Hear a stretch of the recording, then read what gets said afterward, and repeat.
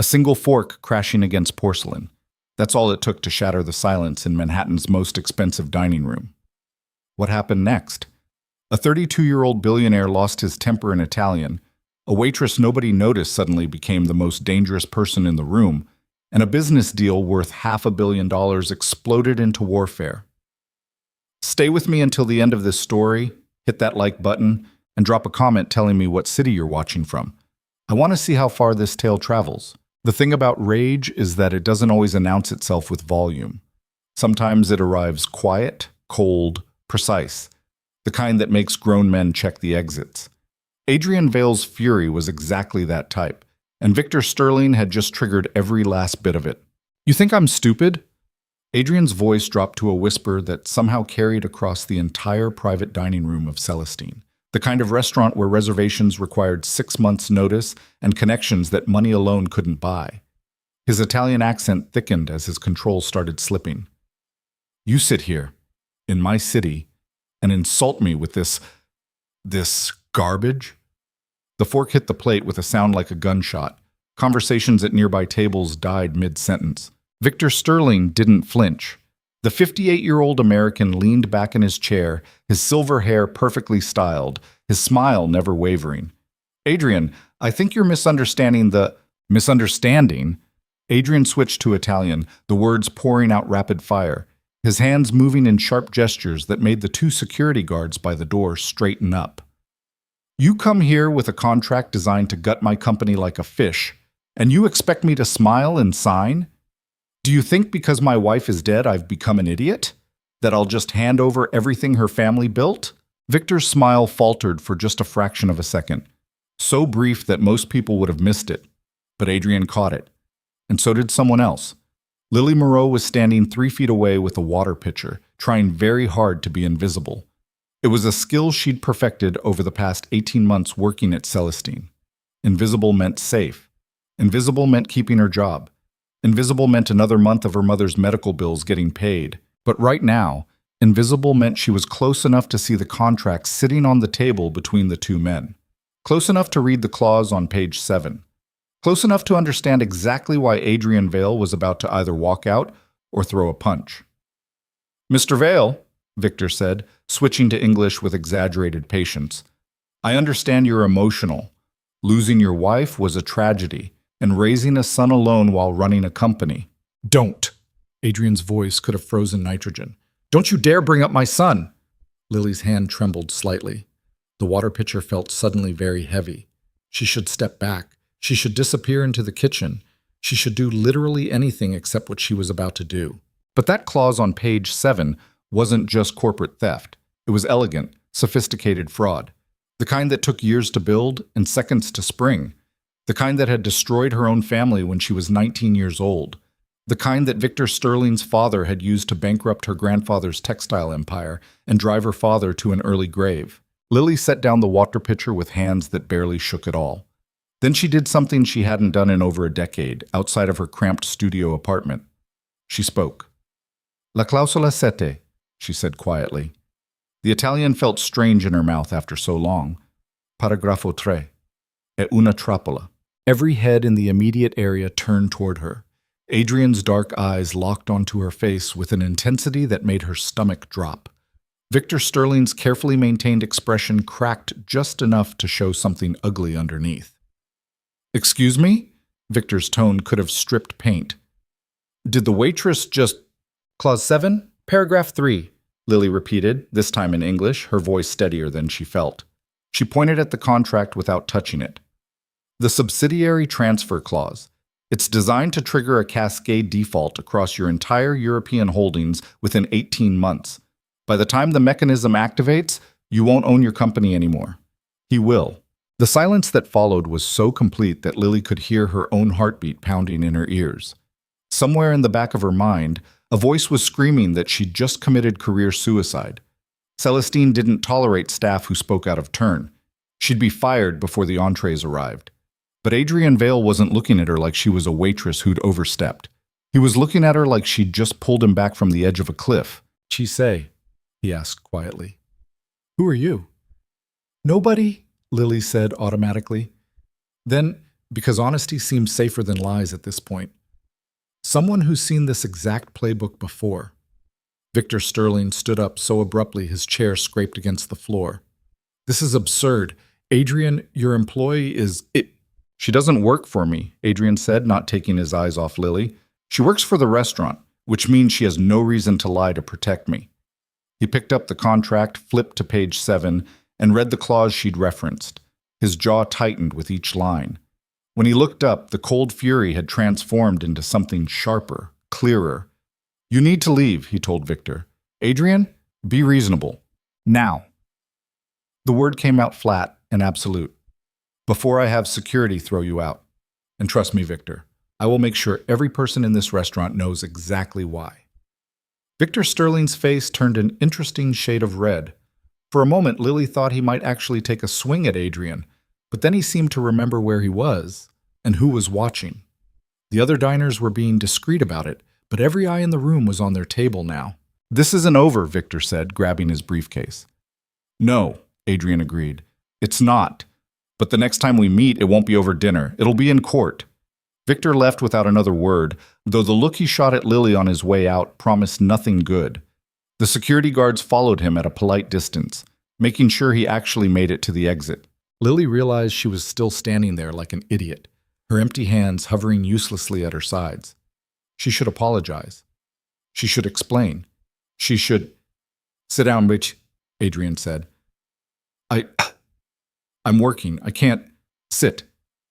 It wasn't a request. Adrian pulled out Victor's abandoned chair and gestured to it. Please. Lily sat, mostly because her knees were shaking and she wasn't sure they'd hold her up much longer. Up close, Adrian Vale was even more intimidating than the tabloids made him seem.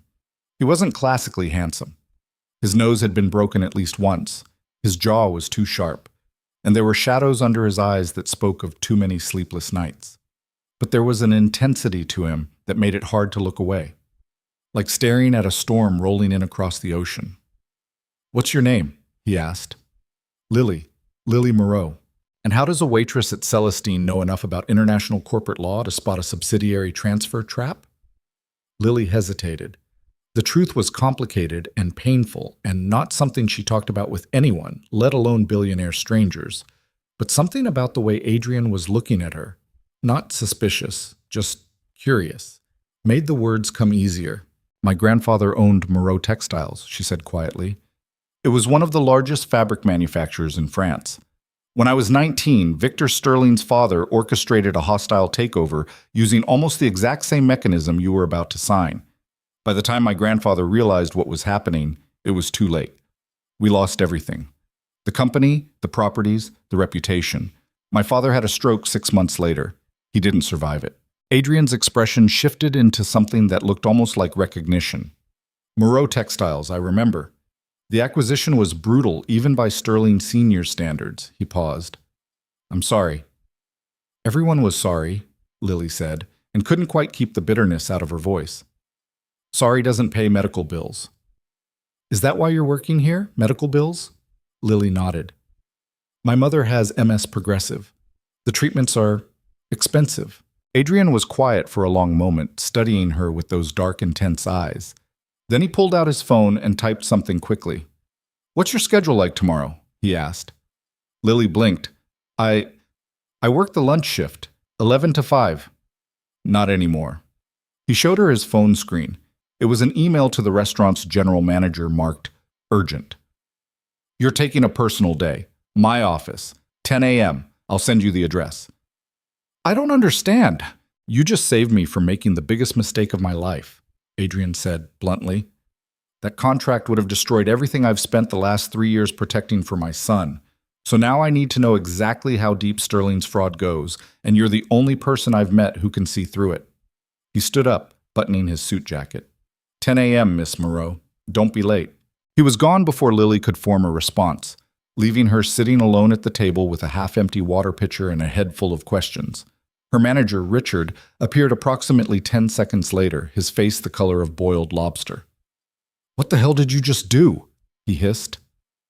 I think I might have just quit, Lily said weakly. Richard looked like he wanted to yell. Then he looked at the email on his own phone. Apparently Adrian had CC'd him, and his expression did a complicated journey through several emotions before landing on resignation. "You're lucky Vale is one of our biggest investors," he muttered. "Anyone else and you'd be fired. As it is," he sighed, "take your personal day. Try not to get yourself killed by getting involved with billionaires." Lily made it through the rest of her shift on autopilot, her mind spinning. What had she just done? Adrian Vale wasn't just any billionaire. He was famously ruthless, famously private, and famously unforgiving of people who wasted his time. And she'd just agreed to walk into his office tomorrow morning with nothing but a decade-old grudge and some pattern recognition skills. This was insane. This was dangerous. Her phone buzzed. An unknown number. "Tomorrow, 10 a.m. Vale Tower, 58th floor. Security will be expecting you. A.V." Another text followed immediately. "And Miss Moreau?" "Thank you." Lily stared at her phone for a long moment. Then she did something she hadn't done in years. She smiled. "Waitress." The next morning, Lily stood outside Vale Tower at 9:45 a.m., seriously considering running away. The building was a steel and glass monument to obscene wealth, jutting into the Manhattan skyline like a middle finger to gravity. She'd walked past it hundreds of times without ever imagining she'd actually go inside. Her reflection in the lobby window showed a nervous 30-year-old woman in her only good dress, a navy blue thing she'd bought for her father's funeral and hadn't worn since. Her dark hair was pulled back in a bun that was already coming loose. She looked exactly like what she was, someone who didn't belong here. "You can do this," she muttered to herself. "He asked you to come. You're not crashing. You were invited." The lobby was even more intimidating than the exterior. Marble floors, impossibly high ceilings, and a security desk staffed by people who looked like they could bench press a sedan.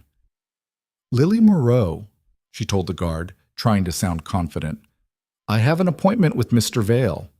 The guard checked his tablet, then gave her a visitor badge and directions to a private elevator. 58th floor, Mr. Vale is expecting you." The elevator ride felt like it lasted approximately 7 years. Lily used the time to practice breathing and remind herself that she could still leave. She could walk out right now, go back to Celestine, apologize to Richard, and pretend last night never happened. But then she thought about that clause in Victor Sterling's contract, the same elegant trap that had destroyed her family. And she thought about Adrian Vale's son, a little boy she'd never met, but who deserved better than having his inheritance stolen by the same corporate predator who'd killed her father. The elevator doors opened. Adrian Vale's office wasn't an office. It was a command center. Floor-to-ceiling windows overlooked Manhattan, showing the city spread out like a game board. The furniture was minimal and expensive. A massive desk made of dark wood, leather chairs that probably cost more than Lily made in 6 months, and walls covered with what looked like original artwork. Adrian was on the phone speaking rapid Italian to someone who was clearly trying his patience. When he saw Lily, he held up one finger. "Wait," and finished the conversation with what sounded like a threat wrapped in professional courtesy. "My apologies," he said, setting down the phone. "Crisis in the Florence office. Again." He gestured to one of the chairs. "Please, sit. Coffee?" Yes. Thank you." Adrian poured 2 cups from a French press on a side table, then sat across from her instead of behind his desk. It was a small gesture, but it made the space feel less like an interrogation room. "I did some research on you last night," he said without preamble. "Lily Moreau, graduated top of your class from Sorbonne with a degree in international economics. Published 2 papers on corporate acquisition patterns before you were 21. Then you disappeared from academia completely. No publications, no conferences, no trace, until you showed up in New York 18 months ago working at Celestine." Lily's coffee cup rattled slightly as she set it down. "You had me investigated." "I had my assistant spend 20 minutes on Google," Adrian corrected. "You're not exactly hiding. You're just invisible." He tilted his head. "Why?" "Because invisible is safe," Lily said quietly. "After we lost everything, my mother and I had nothing. No money, no connections, no one willing to hire a Moreau. We came to New York because it was far enough away that people didn't immediately connect me to the scandal. I got a job waiting tables because it paid enough to cover rent and medical bills and didn't require explaining my resume gap. You buried yourself alive to survive. I did what I had to do. Lily met his eyes. Not all of us have the luxury of fighting back. Adrian was quiet for a moment. Then he said, "What if you did?" "Did what?" "Have the luxury, the resources, the backing." He leaned forward. "Victor Sterling's father destroyed your family with fraud. Now Victor is trying to do the same thing to mine. We have a common enemy. We could help each other." Lily's heart was racing. "I'm a waitress with a degree I haven't used in 10 years. What exactly do you think I can do?" "You spotted that trap in under 30 seconds, Adrian said bluntly. "I have an entire legal team that missed it. That tells me your mind works differently than theirs. Better, at least for this." He pulled out a folder thick with documents. "I need someone who can think like Sterling, who understands his patterns, who knows where to look for the knives before they're in my back." "You want me to analyze his business?" "I want you to help me dismantle it," Adrian corrected. "Piece by piece, until there's nothing left for him to use against anyone else." Lily stared at him. "That's not business. That's revenge." "Yes," Adrian agreed simply. "It is, and you can tell me you're not interested in that, but we both know I'd be wrong." He wasn't wrong. The thought of taking down Victor Sterling made something hot and fierce unfurl in Lily's chest, something she'd buried for so long she'd almost forgotten it existed. "But I can't afford to lose my job at Celestine," she said carefully. "My mother's care costs $4,000 a month. I can't—" "You'll work for me," Adrian interrupted. "Full time. Starting salary is $200,000 a year, plus benefits that will cover your mother's medical expenses completely. You'll have an office here, access to whatever resources you need, and my full backing." Lily's brain stuttered to a halt. 200? "If you help me take down Sterling, there'll be a bonus," Adrian continued, as if he hadn't just offered her more money than she'd made in the last 5 years combined. "A substantial one. Enough to set your mother up for life. Enough to rebuild your own life however you want." It was too much, too fast, too good to be true. "Why?" Lily asked. "Why me? You could hire investigators, forensic accountants, corporate lawyers. I have all of those," Adrian said. "What I don't have is someone who understands what Sterling is. You lived through it. You know how he thinks." And he hesitated, which was the first time Lily had seen him show anything resembling uncertainty. "You spoke up when you had everything to lose. That tells me you have integrity. That's rarer than you'd think." Lily's hands were shaking. This was insane. She barely knew this man. She had no idea if she could actually do what he was asking. But when was the last time anyone had looked at her and seen potential instead of invisibility? When was the last time someone had offered her a chance to fight back? "Okay," she heard herself say. "I'll do it." Adrian's expression shifted into something that might have been relief. "Good. We start immediately. I need you to—" His phone buzzed. He glanced at it and his whole demeanor changed, softening in a way that took years off his face. "One moment," he said, then answered. "Ciao, piccolo." His Italian was gentle now, nothing like the sharp anger from last night. "Sì, papa è qui. Che cosa è successo?" Lily couldn't understand the response, but she could hear the young voice on the other end, high-pitched, worried about something. Va bene, Adrian soothed. "Chiama la nonna. Lei sa dove sono le tue scarpe. Io ti amo. Ciao." He hung up and ran a hand through his hair, looking suddenly tired. "My son, 8 years old and already losing things faster than I can replace them." "You're raising him alone," Lily said. It wasn't a question. His mother died when he was 4, Adrian said quietly. "Cancer. Fast and brutal and completely unfair." He looked at the photo on his desk. A dark-haired little boy with his father's intense eyes, laughing at something off camera. "Everything I do is for him. The company, the fights, all of it. He deserves to inherit something clean, something he can be proud of." And just like that, Lily understood. This wasn't about money or power or even revenge. Not really. It was about protection. About making sure the people you love didn't get destroyed by the same machines that ground down everyone else. It was about fighting back for someone who couldn't fight for themselves. "I lost my father because Victor Sterling's family wanted to be richer," Lily said quietly. "Your son shouldn't have to lose his inheritance for the same reason." Adrian met her eyes. "No, he shouldn't." They sat in silence for a moment, two people connected by different losses but the same anger. Then Adrian stood and opened the folder on his desk. Sterling's company has 17 subsidiaries across 8 countries. We'll start with the European holdings. I need you to map out every acquisition he's made in the last 5 years. Look for patterns. Find the weak points. How much time do I have? As long as you need, but Sterling knows I'm coming for him now. He'll be scrambling to cover his tracks. Lily stood and took the folder. It was heavy, filled with financial documents and corporate filings and years of carefully hidden fraud. "Where do I work?" she asked. Adrian showed her to an office 3 doors down from his own. It was smaller, but still impossibly nice by Lily's standards. Windows overlooking the city, a desk with dual monitors, and a door that actually closed. "This is yours," Adrian said. "My assistant will get you set up with building access and system credentials. If you need anything, ask. No question is too small, no request too much." Lily set the folder down on her new desk and had to resist the urge to pinch herself. 24 hours ago, she'd been invisible. Now she had an office in one of Manhattan's most exclusive buildings and a billionaire trusting her to help dismantle his enemy. "Adrian?" she said as he turned to leave. He stopped, looking back. "Thank you," Lily said, "for taking a chance on me." Adrian's expression was hard to read. "Don't thank me yet. This is going to get ugly. Sterling doesn't lose gracefully." "Neither do I," Lily said. For the first time since they'd met, Adrian Vale smiled. It was quick and fierce and made him look almost dangerous. "Good," he said. "Then we'll get along just fine." 3 days later, Lily sat surrounded by spreadsheets that made her eyes hurt and financial documents that made her furious. "This is insane," she muttered, highlighting another suspicious transaction. "This is absolutely insane." Victor Sterling wasn't just committing fraud, he was running a masterclass in it.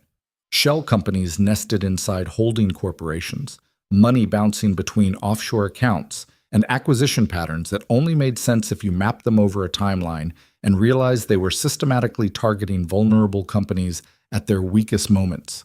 It was elegant. It was sophisticated. It was exactly what his father had done to her family, just scaled up to an international level. Lily added another connection to her growing chart. She'd been working 12-hour days since starting, barely sleeping, living on coffee and the weird expensive snacks that appeared in the break room. Adrian's assistant, a terrifyingly competent woman named Patricia, had tried to convince her to go home, but Lily couldn't stop. Every document she analyzed was another piece of the puzzle, another weapon she could use. Knock, knock. Lily looked up to find Adrian leaning against her doorframe, holding 2 takeout bags that smelled incredible. "When did you last eat?" he asked. Lily glanced at her computer clock. 7 hours ago? That's what I thought." Adrian walked in and started unpacking containers on her desk. Thai food, still steaming. "Patricia said you've been here since 6 a.m. It's almost 9 p.m. "I found something," Lily said, pulling up one of her charts. "Look at this pattern. Every company Sterling acquired in the last 3 years had the same vulnerability. Family-owned businesses going through succession planning. He waits until the founder is sick or dying, then makes an offer that seems generous but includes these hidden mechanisms that—" "Lily." She stopped, realizing Adrian was looking at her with something that might have been concern. "Eat first," he said gently. "Then show me what you found." They ate in comfortable silence for a few minutes. The food was good. Better than good. Lily hadn't realized how hungry she was until she started eating. "You're doing this the way I work," Adrian observed. "Like if you stop moving, everything falls apart." "Says the man who's in the office at 9 p.m. I have a son to take home to. What's your excuse?" Lily didn't have a good answer for that. The truth was, she'd spent so long being invisible that having purpose felt addictive. Like if she stopped working, she'd disappear again. "Tell me what you found," Adrian said after a while. Lily walked him through the pattern she'd discovered. The way Sterling targeted businesses at their most vulnerable. The mechanisms he used to strip assets while maintaining plausible deniability. The offshore accounts where the real money disappeared. Adrian listened in silence, his expression growing darker with each revelation. "He's been doing this for decades," Lily finished.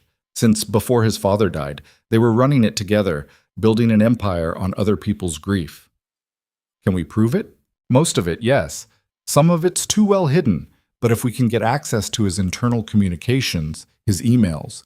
Lily pulled up another chart. There's a paper trail, there has to be.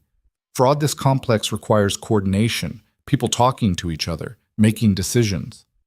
We'd need someone on the inside, Adrian said thoughtfully. Someone Sterling trust. They looked at each other. That's dangerous, Lily said slowly. Yes. If Sterling finds out, whoever does it could end up dead or in prison or both. Yes. But it's the only way to get what we need. Probably. Lily took a breath. I'll do it. Absolutely not, Adrian said immediately. You're not going anywhere near Sterling. He's already seen you. He knows you helped me. Then who? Adrian was quiet for a long moment. Then he said, Let me make some calls. I know people who owe me favors. Unpleasant people, but useful. How unpleasant? The kind who don't ask questions when I need something illegal done quietly. Adrian caught her expression and added, I'm not a good person, Lily. I'm just better than Sterling. Lily thought about that. About the man who'd hired her on instinct, who called his son every evening, who worked himself to exhaustion protecting his family's legacy, who was willing to cross legal and moral lines to take down someone who deserved it. I think you're better than you believe, she said quietly. Adrian looked at her like she'd said something in a foreign language. Then his phone rang, the specific ringtone he'd set for his son. Ciao, Marco, he answered, and his whole demeanor shifted again into that gentle father voice. Si, papà viene a casa presto. Hai fatto I compiti. Lily went back to her charts while Adrian finished the call, but she found herself listening to the rhythm of his Italian, the warmth in his voice when he talked to his son. This was the man Sterling was trying to destroy. Not the ruthless billionaire, but the tired father who just wanted to protect his kid. She thought about her own father, how he'd worked himself to death trying to save what Sterling's father had taken, how he'd never had the chance to fight back. I'm going to destroy him, Lily said when Adrian hung up. Adrian looked at her. Sterling? Yes. Lily turned back to her computer. Not because you're paying me. Not even for revenge. Not really. Because people like him think they can take everything from people like us and will just disappear. Be invisible. Go away quietly. And, Lily smiled sharp and fierce, I'm done being invisible. 2 weeks into working for Adrian Vale, Lily discovered that billionaires kept truly terrible hours. It was 2:47 a.m. when her phone buzzed with a message that simply read, 58th floor. Now. Bring coffee. She'd been asleep for exactly 90 minutes, dreaming about spreadsheets that turned into snakes. The metaphor wasn't subtle even by dream standards. Lily pulled on jeans and a sweater, grabbed her laptop bag, and headed out into the New York night. The streets were quieter at this hour, populated mostly by people ending their evenings or starting very early mornings. She stopped at the only place open near Vale Tower, a 24-hour deli run by a Korean family who never questioned why she was buying coffee at 3 a.m. The building's night security knew her by now. They waved her through without checking ID. Adrian's office lights were blazing when she stepped off the elevator. He was standing at the windows, phone pressed to his ear, gesturing sharply at something only he could see. Non mi interessa cosa dice, he snapped. Trova un modo o trova un altro lavoro. He hung up without waiting for a response and turned to face Lily. His tie was gone, his shirt sleeves rolled up, and he looked like he hadn't slept in approximately 3 days. Bad news? Lily asked, handing him one of the coffees. Sterling just bought Castellane Industries, Adrian said flatly. A textile manufacturer based in Lyon, family-owned for 4 generations. He made the offer yesterday. They accepted this morning. Lily's stomach dropped. Castellane? But that's the same pattern, same vulnerability, same playbook. Adrian took a long drink of coffee like it was whiskey. The founder died 6 months ago. His daughters were fighting over succession. Sterling offered them twice what the company was worth, and they took it because they didn't know any better. He's going to gut it. Within 18 months? Yes. Strip the assets, sell the real estate, liquidate the inventory. Then he'll close it down and blame market conditions. Adrian's jaw tightened. 300 employees will lose their jobs. Another family legacy gets turned into cash for Sterling's offshore accounts. Lily set down her coffee and opened her laptop. Show me the acquisition documents. They spent the next hour going through every page of the Castellan purchase agreement. It was exactly what Lily had feared. The same elegant trap, the same hidden mechanisms, the same inevitable destruction dressed up as a generous offer. We could warn them, Lily said, even though she knew it was too late. They already signed. Sterling owns them now. Adrian's voice was bitter. By the time they realize what happened, he'll have already started the asset transfers. Then we use it as evidence. This is fresh. The mechanisms haven't triggered yet. If we can document the pattern before it plays out, it won't be enough for a criminal case. Corporate fraud is nearly impossible to prosecute when it's this sophisticated. We need something bigger, something undeniable. Lily leaned back in her chair, frustrated. They'd been collecting evidence for 2 weeks and had built a damning case against Sterling's business practices. But Adrian was right. Proving that his business model was predatory wasn't the same as proving it was criminal.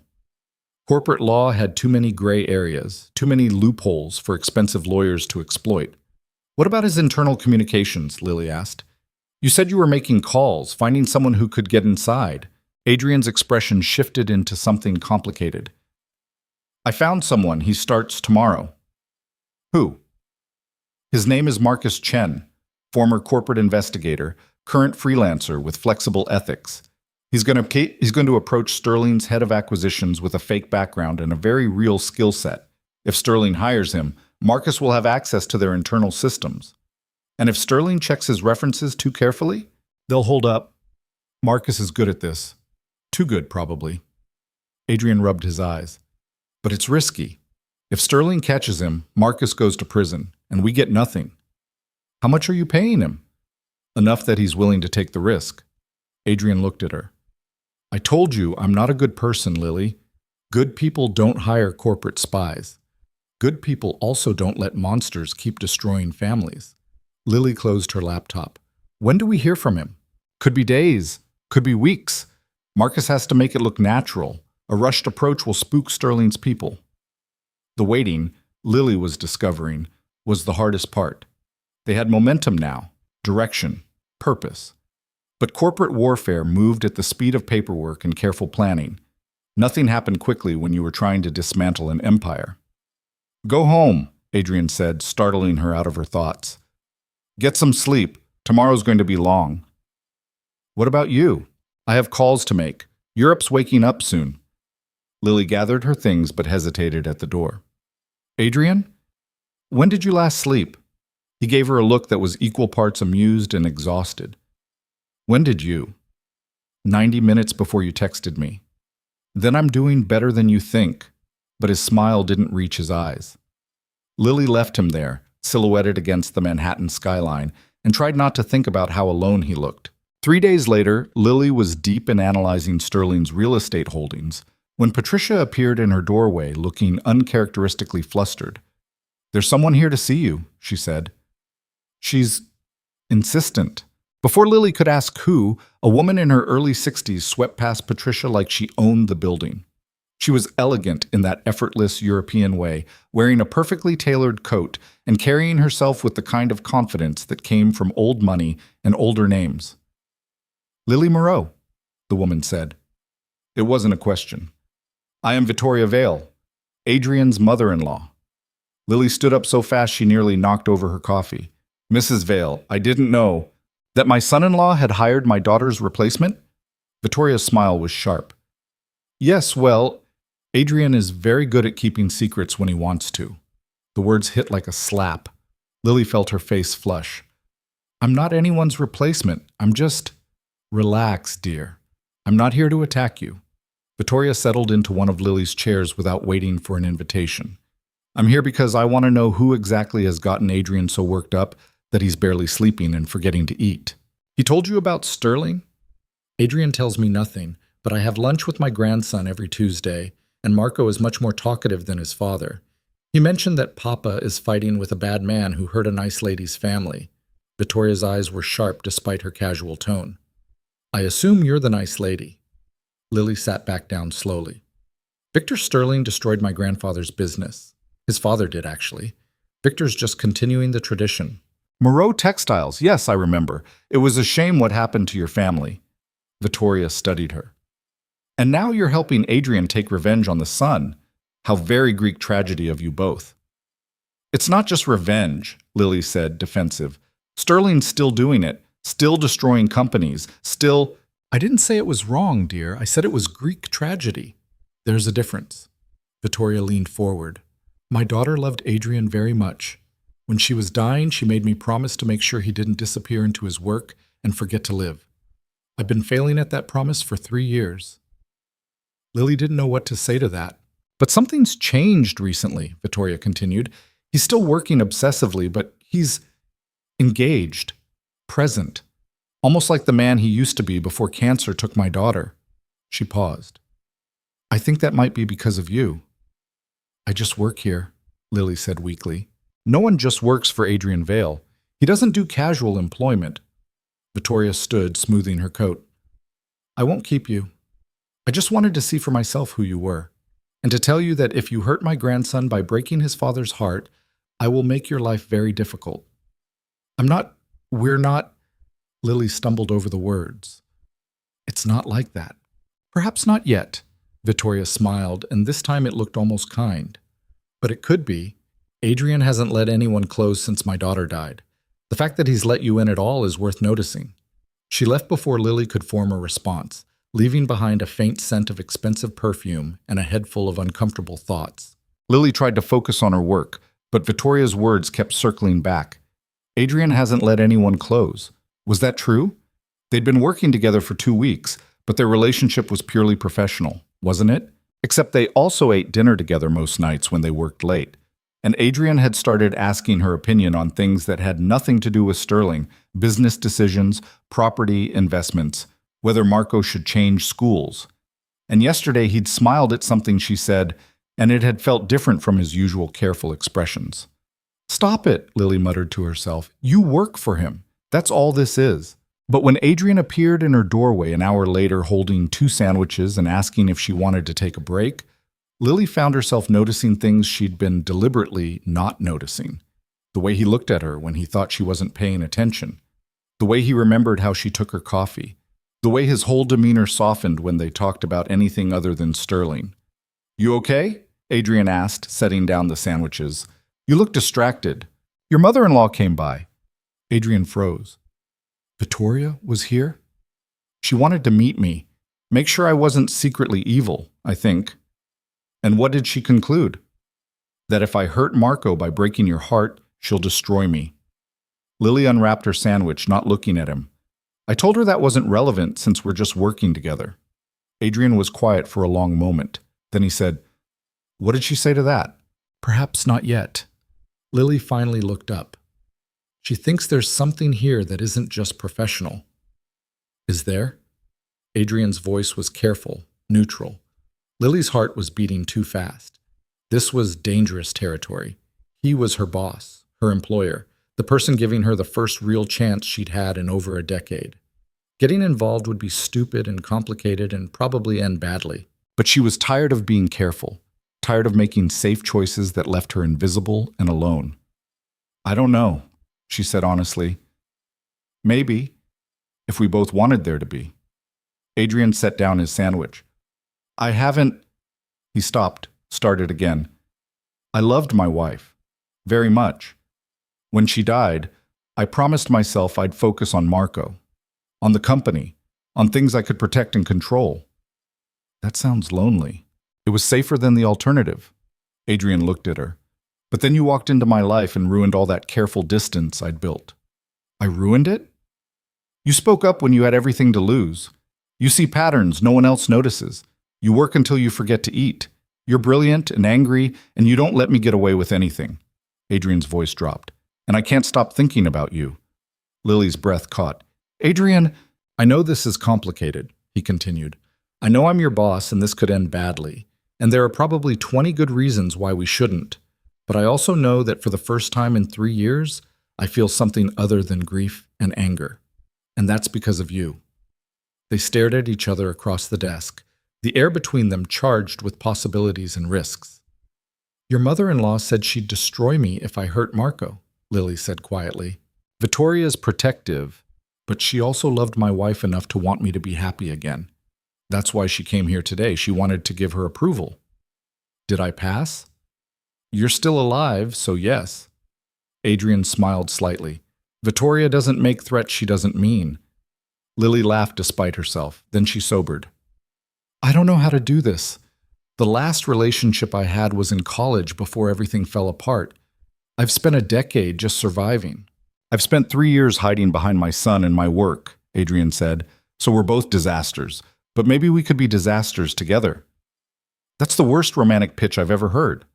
I'm out of practice. Adrian stood and walked around the desk until he was standing directly in front of her.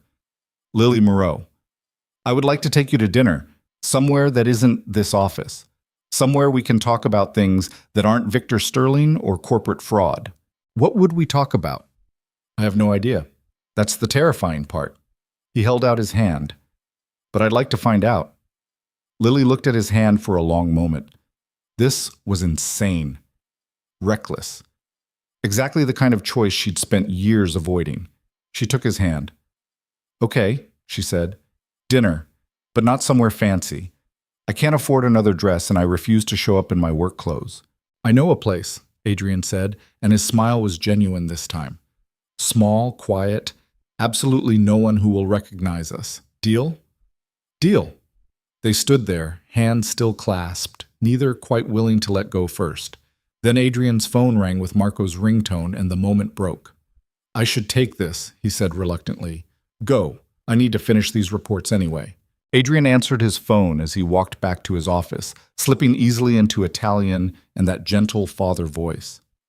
Lily sat back down and stared at her computer screen without seeing it. What had she just agreed to? Her phone buzzed with a text from an unknown number. This is Vittoria. Adrian has my number if you need to reach me. Welcome to the family. Try not to let him work himself to death. Lily laughed and shook her head. Adrian's family was as intense as he was. She was definitely going to need that dinner to process all of this. 4 days later, Marcus Chen made contact. Adrian's phone buzzed during a conference call with his European offices. He glanced at the screen, excused himself, and walked to Lily's office. Marcus got hired, he said without preamble. He starts in Sterling's acquisitions department Monday. Lily closed her laptop. How did he manage it? Apparently, Sterling's head of acquisitions has been looking for someone with Marcus's specific skill set for months. Marcus made himself look like the perfect candidate. Adrian sat down. He'll need time to establish trust before he can start accessing sensitive files. But this is our opening. How long before we get something useful? Weeks. Maybe a month. Marcus knows what we're looking for. Communications about the acquisition strategies, emails discussing the asset transfer mechanisms, anything that proves intent to defraud. Lily felt a mix of relief and anxiety. They were moving forward, but they were also putting someone in real danger. If Sterling figures out what Marcus is doing, Marcus knows the risks. He's been doing this kind of work for years. Adrian paused. But you're right to worry. Sterling's not stupid. We need to be careful. They spent the next hour going over their strategy. Marcus would feed them information in small batches, nothing that would trigger suspicion if Sterling's IT department monitored file access. Lily would analyze each piece, building the case slowly and carefully. It was tedious work, dangerous work, but it was working. That evening, Adrian took Lily to the promised dinner. The restaurant was tucked away in Brooklyn, small and family-owned, with checkered tablecloths and candles that flickered in old wine bottles. Nothing like the places Adrian probably usually ate. My wife and I used to come here, he said as they sat down. Before Marco was born, before the company got so big, when we could still pretend to be normal people. Do you miss that? Lily asked. Every day. Adrian studied the menu even though he clearly knew it by memory. She would have liked you, Elena. She had this way of seeing through people's defenses. You do that too. I'm not trying to replace her. I know. That's part of why I trust you. Adrian set down the menu. Elena made me promise before she died that I wouldn't stop living, that I'd find happiness again. I've been breaking that promise for 3 years. Grief doesn't follow a schedule, Lily said quietly. No, but there's a difference between grieving and hiding. Adrian looked at her. I've been hiding, using Marco and the company as excuses not to let anyone in. But you didn't ask for permission. You just walked in and made yourself essential. The waiter appeared before Lily could respond, and they ordered food in a strange mix of Italian and English that made the waiter laugh. When they were alone again, Lily said, "Tell me about Marco. All I know is he's 8 and loses his shoes." Adrian's whole face changed when he talked about his son. The careful control dropped away, replaced by pure, unfiltered love. Marco was obsessed with dinosaurs and terrible at soccer and had his mother's laugh. He asked too many questions and had opinions about everything and wanted to be a scientist when he grew up, though that changed weekly. "He sounds wonderful," Lily said when Adrian paused for breath. "He's the best thing in my life, the only pure thing." Adrian's expression softened. "He asked about you yesterday, wanted to know why Papa was smiling at his phone. What did you tell him?" "That I have a friend who makes me happy." Adrian reached across the table and took her hand. "He said he wants to meet you, if that's okay." Lily's throat tightened. Meeting Marco felt significant in a way that dinner didn't. It meant this was real. It meant she was becoming part of Adrian's actual life, not just his work life. "I'd like that," she said, "but I'm terrible with kids. I don't know what to—" "Just be yourself. Marco's good at reading people. If you're genuine, he'll love you." They ate and talked and laughed, and for a few hours, Lily forgot about Sterling and fraud and revenge. She was just a woman having dinner with a man who made her feel seen. When Adrian dropped her off at her apartment building, a fourth-floor walk-up in Queens that was about as far from his penthouse as you could get while still being in New York, he walked her to the door. "Thank you," he said, "for tonight, for agreeing to this despite all the ways it could be a mistake. Are you having second thoughts?" "No, but I'm terrified I'll mess this up." Adrian touched her face gently. "I'm not good at this anymore. The dating thing, the vulnerable thing." "Neither am I," Lily admitted. "We can be terrible at it together." "That's the second worst romantic line I've heard today." "I learned from the best." Adrian kissed her then, soft and careful and absolutely terrifying in its gentleness. When he pulled back, Lily's heart was racing. "I'll see you tomorrow," he said. "Try to sleep." "You too." "Liar." Lily watched him walk back to his car, an understated sedan driven by someone who was definitely a bodyguard, and felt something shift in her chest. This was dangerous, not just because of the power dynamics or the professional complications, but because she was falling for someone who had as much to lose as she did, someone who could break her heart as easily as Victor Sterling's father had broken her family. But Lily was tired of being safe, tired of hiding, tired of making choices based on fear. She went upstairs to her tiny apartment, looked at the papers spread across her kitchen table, maps of Sterling's corporate empire, timelines of his acquisitions, evidence of his crimes, and made a decision. She was going to take down Victor Sterling, and she was going to let Adrian Vale matter to her. And maybe, just maybe, she was going to stop being invisible and start being someone who fought back. 2 weeks later, Marcus sent his first real intelligence package. Lily was working late when the encrypted file appeared in her secure email.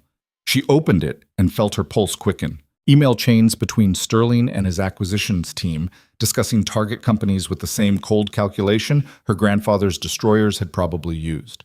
References to asset optimization strategies and liquidation timelines that proved intent.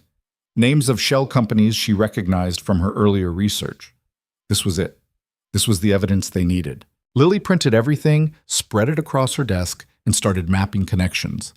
By the time Adrian appeared in her doorway 2 hours later, she had covered an entire wall with documents and strings connecting different pieces of the puzzle. "Lily," Adrian said quietly, "please tell me you found something." She turned to face him, and she couldn't keep the fierce smile off her face. "I found everything. Sterling's not just committing fraud. He's running an entire system of it. Multiple teams, coordinated strategies, years of premeditated destruction." Adrian crossed the room in 3 strides and looked at her wall. His expression shifted as he read, understanding dawning. "This is enough for a criminal case," he said. "If we get the rest of it, yes. Marcus sent about 20% of what exists, but we have direction now. We know what we're looking for." Adrian pulled out his phone and made a call. "Marcus, it's Vale. The package was perfect. How fast can you get the rest?" He listened, his jaw tightening. "Understood. Be careful." He hung up and looked at Lily. Marcus says there's more. A lot more. But Sterling's getting paranoid. They're talking about implementing new security protocols, limiting access to sensitive files. How long do we have? Maybe 2 weeks before Marcus gets locked out. We need to move fast. They worked through the night, organizing what they had and planning their next moves. Somewhere around 4 a.m., Adrian ordered food that neither of them really ate. Around 5 a.m., Lily's eyes started crossing from exhaustion. Go home, Adrian said gently. Get some real sleep. This will still be here tomorrow. What about you? I have that conference call with Tokyo at 6. He rubbed his face. And then I'm taking Marco to school. Want to come with? Lily blinked. To Tokyo, to drop off Marco. Adrian smiled tiredly. You said you wanted to meet him. He's been asking about you. Fear and excitement warred in Lily's chest. Okay, yes, I'll come. 3 hours later, Lily found herself in Adrian's car, trying not to panic. Marco was in the back seat, a skinny 8-year-old with messy dark hair and his father's intense eyes. He'd been staring at her since she got in the car. Are you Papa's girlfriend? He asked in accented English. Marco, Adrian said warningly. What? Nonna said I should ask questions. Lily turned to look at the kid. I'm your dad's friend, and I work with him. Nonna says you make him smile. He didn't smile much before. Your grandmother talks about me a lot, apparently. She talks about everything. Marco kicked his feet against the back of the seat. Do you like dinosaurs? Sure. What's your favorite? I don't really have... Mine's Spinosaurus. Papa says it's a weird choice, but Spinosaurus is the coolest because it could swim and eat sharks. Well, not actual sharks, but prehistoric fish, and Marco proceeded to deliver a 15-minute lecture on Spinosaurus hunting strategies while Adrian drove and Lily tried to keep up. By the time they reached the school, she'd learned more about dinosaurs than she ever thought she'd know. Okay, Piccolo, Adrian said, pulling up to the curb. You have everything? Marco checked his backpack. Lunch? Homework? Gym clothes? Wait. He scrambled back into the car and emerged with a battered dinosaur toy. Can't forget Terry.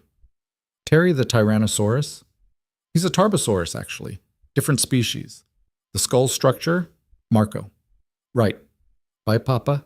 Bye, Lily. Marco was out of the car and running toward the building before Lily could respond. Adrian watched him go with an expression of pure love mixed with exhaustion. He's a lot. He's wonderful, Lily said honestly. I can see why you do everything for him. He liked you. That's rare. Marco's usually shy around new people. I didn't do anything. You listened to him talk about dinosaurs without looking bored. Trust me, that's enough. Adrian pulled back into traffic. What are you doing Sunday? Probably working. Why? Marco wants to go to the Natural History Museum, the dinosaur exhibit. He's asked me to invite you. Lily's heart did something complicated. He wants me there? He specifically said Lily should come because she needs to learn more about Spinosaurus. Adrian smiled. Consider it a formal invitation. Okay, yes, I'll come. They drove in comfortable silence for a few minutes. Then Lily said, Your son asked if I was your girlfriend. I heard. What should I have said? Adrian glanced at her. What do you want to be? Lily thought about Victoria's warning, about the wall of evidence in her office, about how complicated this all was, about how much she had to lose if this went wrong.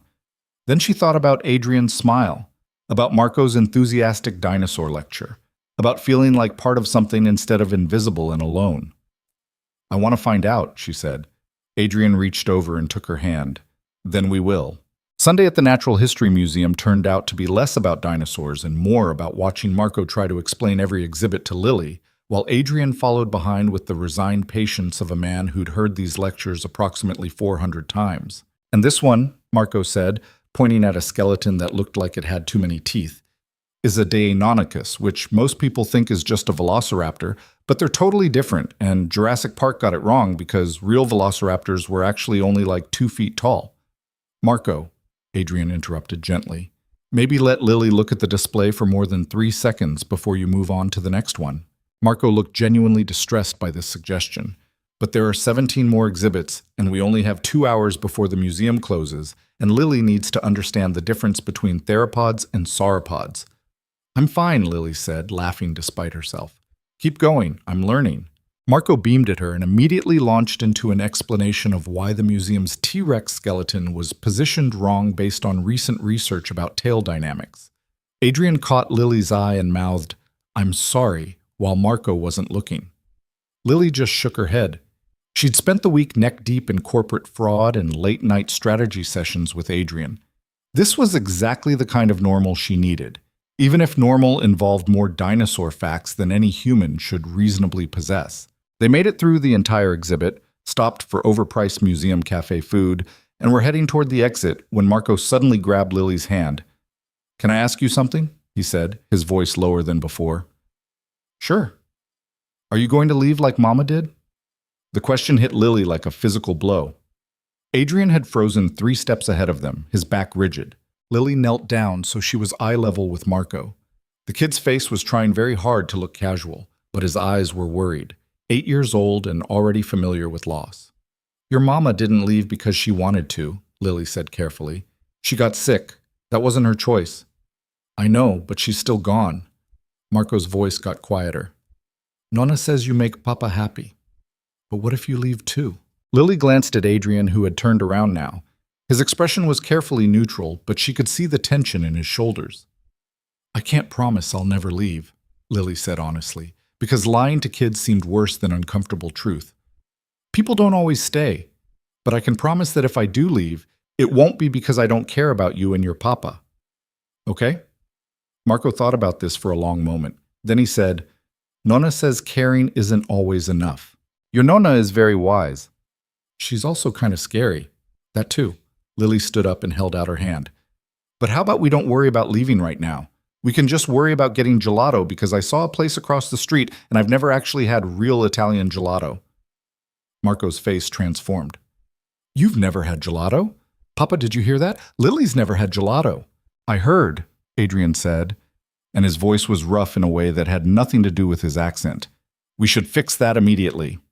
They crossed to the gelato shop, Marco now lecturing about the difference between gelato and ice cream with the same intensity he'd brought to dinosaurs. While he was distracted by the display case of flavors, Adrian leaned close to Lily. "Thank you," he said quietly, "for being honest with him.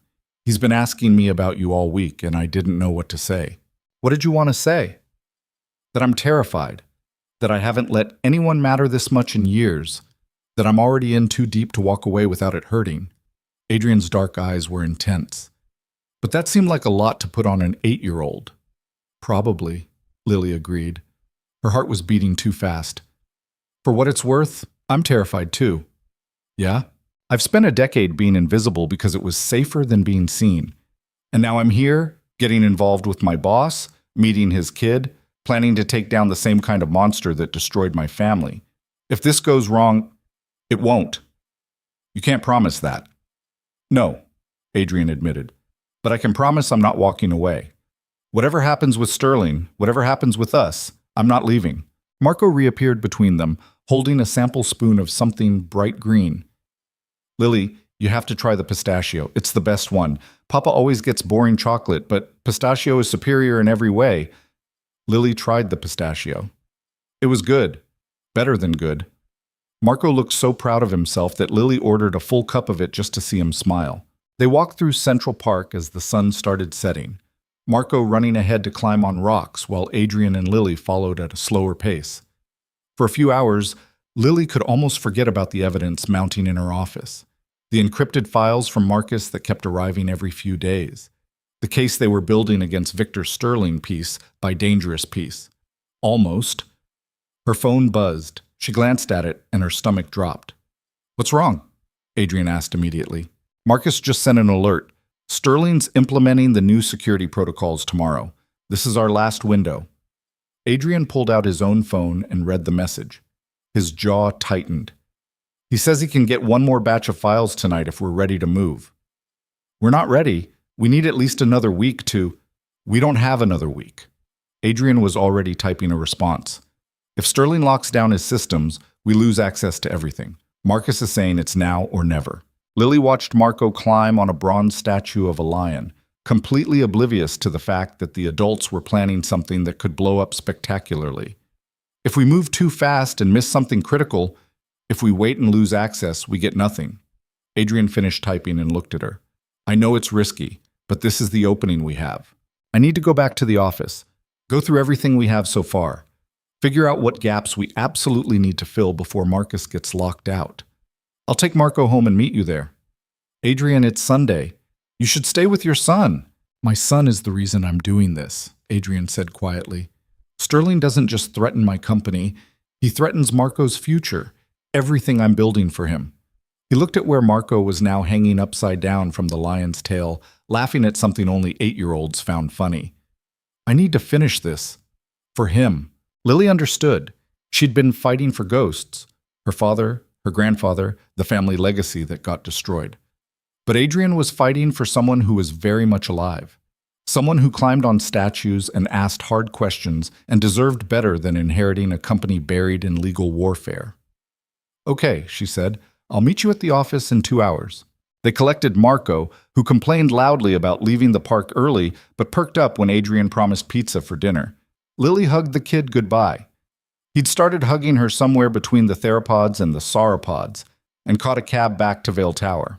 The building was mostly empty on Sunday evening. Lily's footsteps echoed in the lobby as she made her way to the elevator. The security guard waved her through without comment.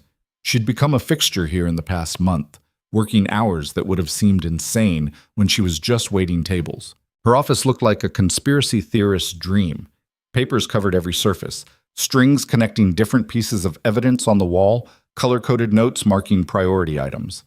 Lily had become obsessed with finding every thread of Sterling's fraud, every hidden connection, every piece of proof they'd need to make the case airtight. She pulled up the files Marcus had sent over the past 3 weeks and started making lists. What they had, what they needed, what gaps would be fatal if left unfilled. By the time Adrian arrived, she'd covered 3 whiteboards with notes. Tell me, he said, setting down 2 coffees and closing the door. Lily walked him through it. They had evidence of Sterling's acquisition strategy, the targeting of vulnerable family businesses, the deliberately predatory contract terms. They had internal emails showing coordination between Sterling and his acquisition team. They had financial records proving the offshore accounts where stripped assets disappeared. What they didn't have was the smoking gun, the document or email or recording that proved beyond any doubt that Sterling knew he was committing fraud, that it wasn't just aggressive business tactics, but deliberate criminal enterprise. We need his personal communications, Lily said, not the sanitized corporate emails, the real ones. The conversations where he tells his lawyers how to structure the fraud, where he talks about covering tracks. Marcus says those are kept on Sterling's private server, separate from the company network. Can he access it? Not without Sterling's personal login credentials, which he won't have unless… Adrian stopped. Unless Sterling gives them to him. Why would Sterling do that? Because Marcus is about to become indispensable. Adrian pulled out his phone and made a call. Marcus, it's Vale. I need you to make yourself valuable, tomorrow, whatever it takes. He listened, then said, I know it's dangerous. That's why I'm paying you enough to retire if this works. Another pause. Good. Call me as soon as you have access. He hung up and looked at Lily. Marcus is going to approach Sterling directly tomorrow. Tell him he found a security vulnerability in their acquisition tracking system. Offer to fix it personally. And if Sterling suspects Marcus has been building credibility for 3 weeks, he's good at this. He'll make it work. Adrian rubbed his face. We don't have better options. They spent the next 4 hours preparing for what Marcus might find, building frameworks for analyzing whatever data came through, identifying the specific types of communication they needed to complete the case, planning their next moves based on different scenarios. Somewhere around midnight, Lily's eyes started crossing. She'd been reading the same financial document for 10 minutes without processing any of it. We should stop, Adrian said. Come back fresh tomorrow. We can't afford to waste time. Lily, Adrian pulled the papers out of her hands.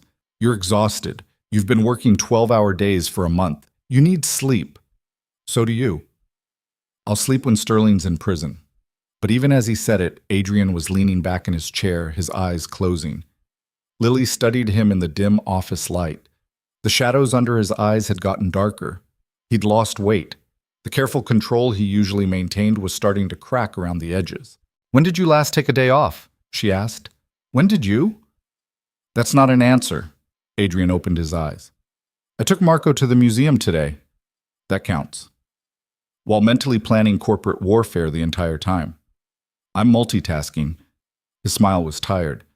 "Besides, you were there too. You worked all day yesterday and you'll work all day tomorrow. You don't get to lecture me about rest."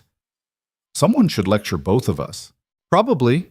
Adrian stood and held out his hand. "Come on, I'm driving you home." "I can take a cab." "Lily, let me drive you home." They drove through Manhattan in comfortable silence. The city was quieter at night, the usual chaos muted. Lily watched the buildings slide past and tried not to think about how natural this felt. How easy it would be to get used to Adrian's presence. His intensity.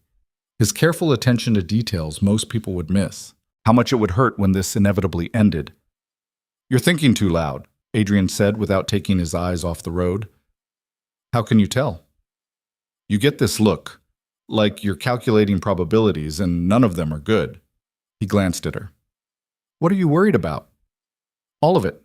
Marcus getting caught, Sterling figuring out what we're doing, the case falling apart." Lily paused. "Us." "What about us?" "That I'm going to mess this up. That I'm not cut out for dating a billionaire who has an 8-year-old son and a company to run and enemies who play for keeps." Adrian pulled up in front of her building and put the car in park. Then he turned to face her fully. "I'm going to tell you something Elena made me promise before she died," he said. "She told me that fear is just love with nowhere to go, that being afraid of losing something just means it matters." His hand found hers. "You're afraid because this matters. So am I. That doesn't mean we're doing it wrong. Your wife was very wise. She was brilliant and kind, and she would have liked you." Adrian squeezed her hand. "She also would have told me to stop being an idiot and just say what I'm thinking. Which is that I'm falling for you, fast and hard and in ways that terrify me. And I know that's probably too much too soon, but I'm tired of being careful. I've spent 3 years being careful, and it just made me lonely." He looked at her with those dark, intense eyes. "I don't want to be lonely anymore." Lily's throat was tight. "I don't know how to do this. Be someone's girlfriend. Be part of a family. I've been alone for so long. Then we'll figure it out together." Adrian touched her face gently. No pressure, no expectations, just us. Trying. Lily kissed him instead of answering. It felt easier than words, safer than admitting how much she wanted this to work. When she pulled back, Adrian was smiling. "Is that a yes?" "It's a let's find out." Lily opened the car door. "Go home. Get some sleep. We have a long week ahead." "Yes, ma'am." Lily watched him drive away, then climb the 4 flights to her apartment. Her phone buzzed as she unlocked the door. A message from Marcus. "I'm in. Meeting with Sterling first thing tomorrow. Cross your fingers." Lily forwarded it to Adrian, then collapsed on her couch without bothering to change clothes. Tomorrow everything would change. Either they'd get what they needed to destroy Sterling, or Marcus would get caught and their entire plan would explode. She fell asleep trying not to calculate the odds. The next morning started with chaos. Lily was halfway through her first coffee when Patricia appeared in her office doorway looking rattled. "Turn on the news," she said. "Financial channel. Now." Lily grabbed her remote and switched on the TV mounted in her office. The headline made her stomach drop. Sterling Global announces major acquisition. European textile manufacturer Castellane Industries to be absorbed. 300 jobs at risk. Victor Sterling was on screen, looking smug and polished, talking about optimization and market efficiencies, while carefully avoiding the word liquidation. Adrian appeared in her doorway seconds later. "You're watching this?" "He's accelerating the timeline," Lily said, her eyes glued to the screen. "Castellane wasn't supposed to be absorbed for another 6 months. He's moving faster than the pattern predicts." "Because he knows we're coming." Adrian's voice was tight. "He doesn't know who or how, but he suspects something. So he's liquidating assets while he still can." Lily pulled up her files on Castellane. The family daughters who'd sold to Sterling. The employees who'd worked there for generations. 300 people about to lose their jobs because Victor Sterling wanted to cover his fraud faster. We need to warn them, she said. With what? We can't prove anything yet. Sterling's lawyers would bury us in defamation suits before we finished the sentence. Adrian paced her small office. We need Marcus to come through, today, or Castellane is just the first domino. Lily's phone rang. Unknown number. She answered. It's Marcus, the voice said without preamble. I'm in Sterling's office in 20 minutes. He bought the security vulnerability story. But we have a problem. What kind of problem? Sterling's paranoid. He's implementing a new policy today. All access to sensitive files requires dual authentication, him and his head of legal. After today, I won't be able to get anything without both of them signing off. Lily's heart was racing. Can you get what we need before the new policy kicks in? If I'm fast and lucky, yeah. But it's risky. If Sterling's IT monitors file access in real time, how long do you need? 30 minutes of uninterrupted access to his private server, maybe 40 if the encryption is complex. Lily looked at Adrian, who'd been listening to every word. He nodded once. Do it, Lily said. Whatever you can get, we'll handle the fallout. You better hope there isn't any fallout, Marcus said, because if Sterling catches me, I'm going to prison and you're getting nothing. He hung up. Adrian and Lily stared at each other. This is insane, Lily said. Yes, if Marcus gets caught, he won't. But Adrian didn't sound convinced. He sounded like a man making a bet he couldn't afford to lose. They waited. 45 minutes that felt like 45 hours. Lily tried to work but couldn't focus. Adrian made phone calls, but she could tell he wasn't really listening to whoever was on the other end. Patricia brought lunch that neither of them touched. At 11:37 a.m., Lily's computer chimed with an incoming encrypted file. She opened it, and there it was. Email after email of Victor Sterling coordinating with lawyers about asset optimization strategies. Discussions about timing liquidations to avoid regulatory scrutiny. Instructions to his acquisition team about targeting companies with specific vulnerabilities. Communications with offshore account managers about hiding transferred assets. The smoking gun. All of it. Years of deliberate, premeditated fraud laid out in Sterling's own words. Adrian, Lily said, her voice shaking, look at this. He crossed to her computer and started reading. His expression went from tense to focused to something that looked almost like satisfaction. This is it, he said quietly. This is everything we need. Lily's phone rang again. Marcus. Did you get it? He asked. Every word. Marcus, this is good, because I need to disappear for a while. Sterling's IT flagged unusual server access. They're investigating. I'm clearing out before they connect it to me. Are you safe? I will be once I'm on a plane to somewhere without extradition treaties. Vale's paying me enough to retire in style. A pause. Good luck taking him down. Make it hurt. Marcus hung up. Lily looked at Adrian. He's running. Sterling's people flagged the access.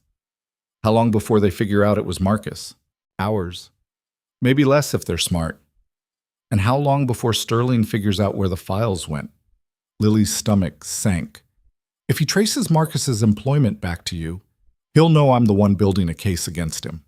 Adrian's jaw was set. Which means we're out of time. We need to move now. Move how? We have evidence, but we need to get it to prosecutors, build the actual legal case. No time for that. Sterling will bury everything the moment he knows we have it. Destroy documents, move money, disappear witnesses. Adrian was already pulling out his phone. We need to go public, now. Force his hand before he can cover his tracks. Public how? Adrian made a call. This is Adrian Vale. I need to speak to your investigative team. Yes. It's urgent. Tell them I have evidence of corporate fraud that will make their careers. A pause. The New York Times? Yes. I'll hold. Lily's heart was pounding. This was really happening. They were really doing this. Adrian spent the next hour on the phone with journalists, lawyers, and what sounded like federal prosecutors. Lily, meanwhile, organized every piece of evidence they had into a comprehensive file. The acquisition patterns, the offshore accounts, the internal communications, Marcus's smoking gun emails, all of it. By 3 p.m., they had 3 major newspapers interested and 2 federal agencies opening preliminary investigations. By 5 p.m., the first article went live. Billionaire Victor Sterling under investigation for systematic corporate fraud. The article was careful, loaded with words like alleged and sources say, but it laid out the pattern: the targeting of vulnerable companies, the asset stripping, the offshore accounts, and it quoted unnamed sources with access to internal Sterling global communications. Lily's phone exploded with notifications. Adrian's did the same. The story was everywhere within minutes: financial networks, business channels, social media. Sterling Global's stock price started dropping. "He knows," Adrian said, reading something on his phone. "Sterling just called an emergency board meeting. He's scrambling." Lily felt something fierce and hot unfurl in her chest. This was it. This was revenge for her father, for her grandfather, for every family Sterling's fraud had destroyed. Her office phone rang. Patricia. "Lily, there's a man here to see you. He says his name is Victor Sterling and he's not leaving until you talk to him." The bottom dropped out of Lily's stomach. "He's here? In the building?" "Lobby level. Security won't let him up without your permission." Adrian had heard every word. His expression went dangerous. "Tell security to remove him. Now." "Wait," Lily said. An idea was forming.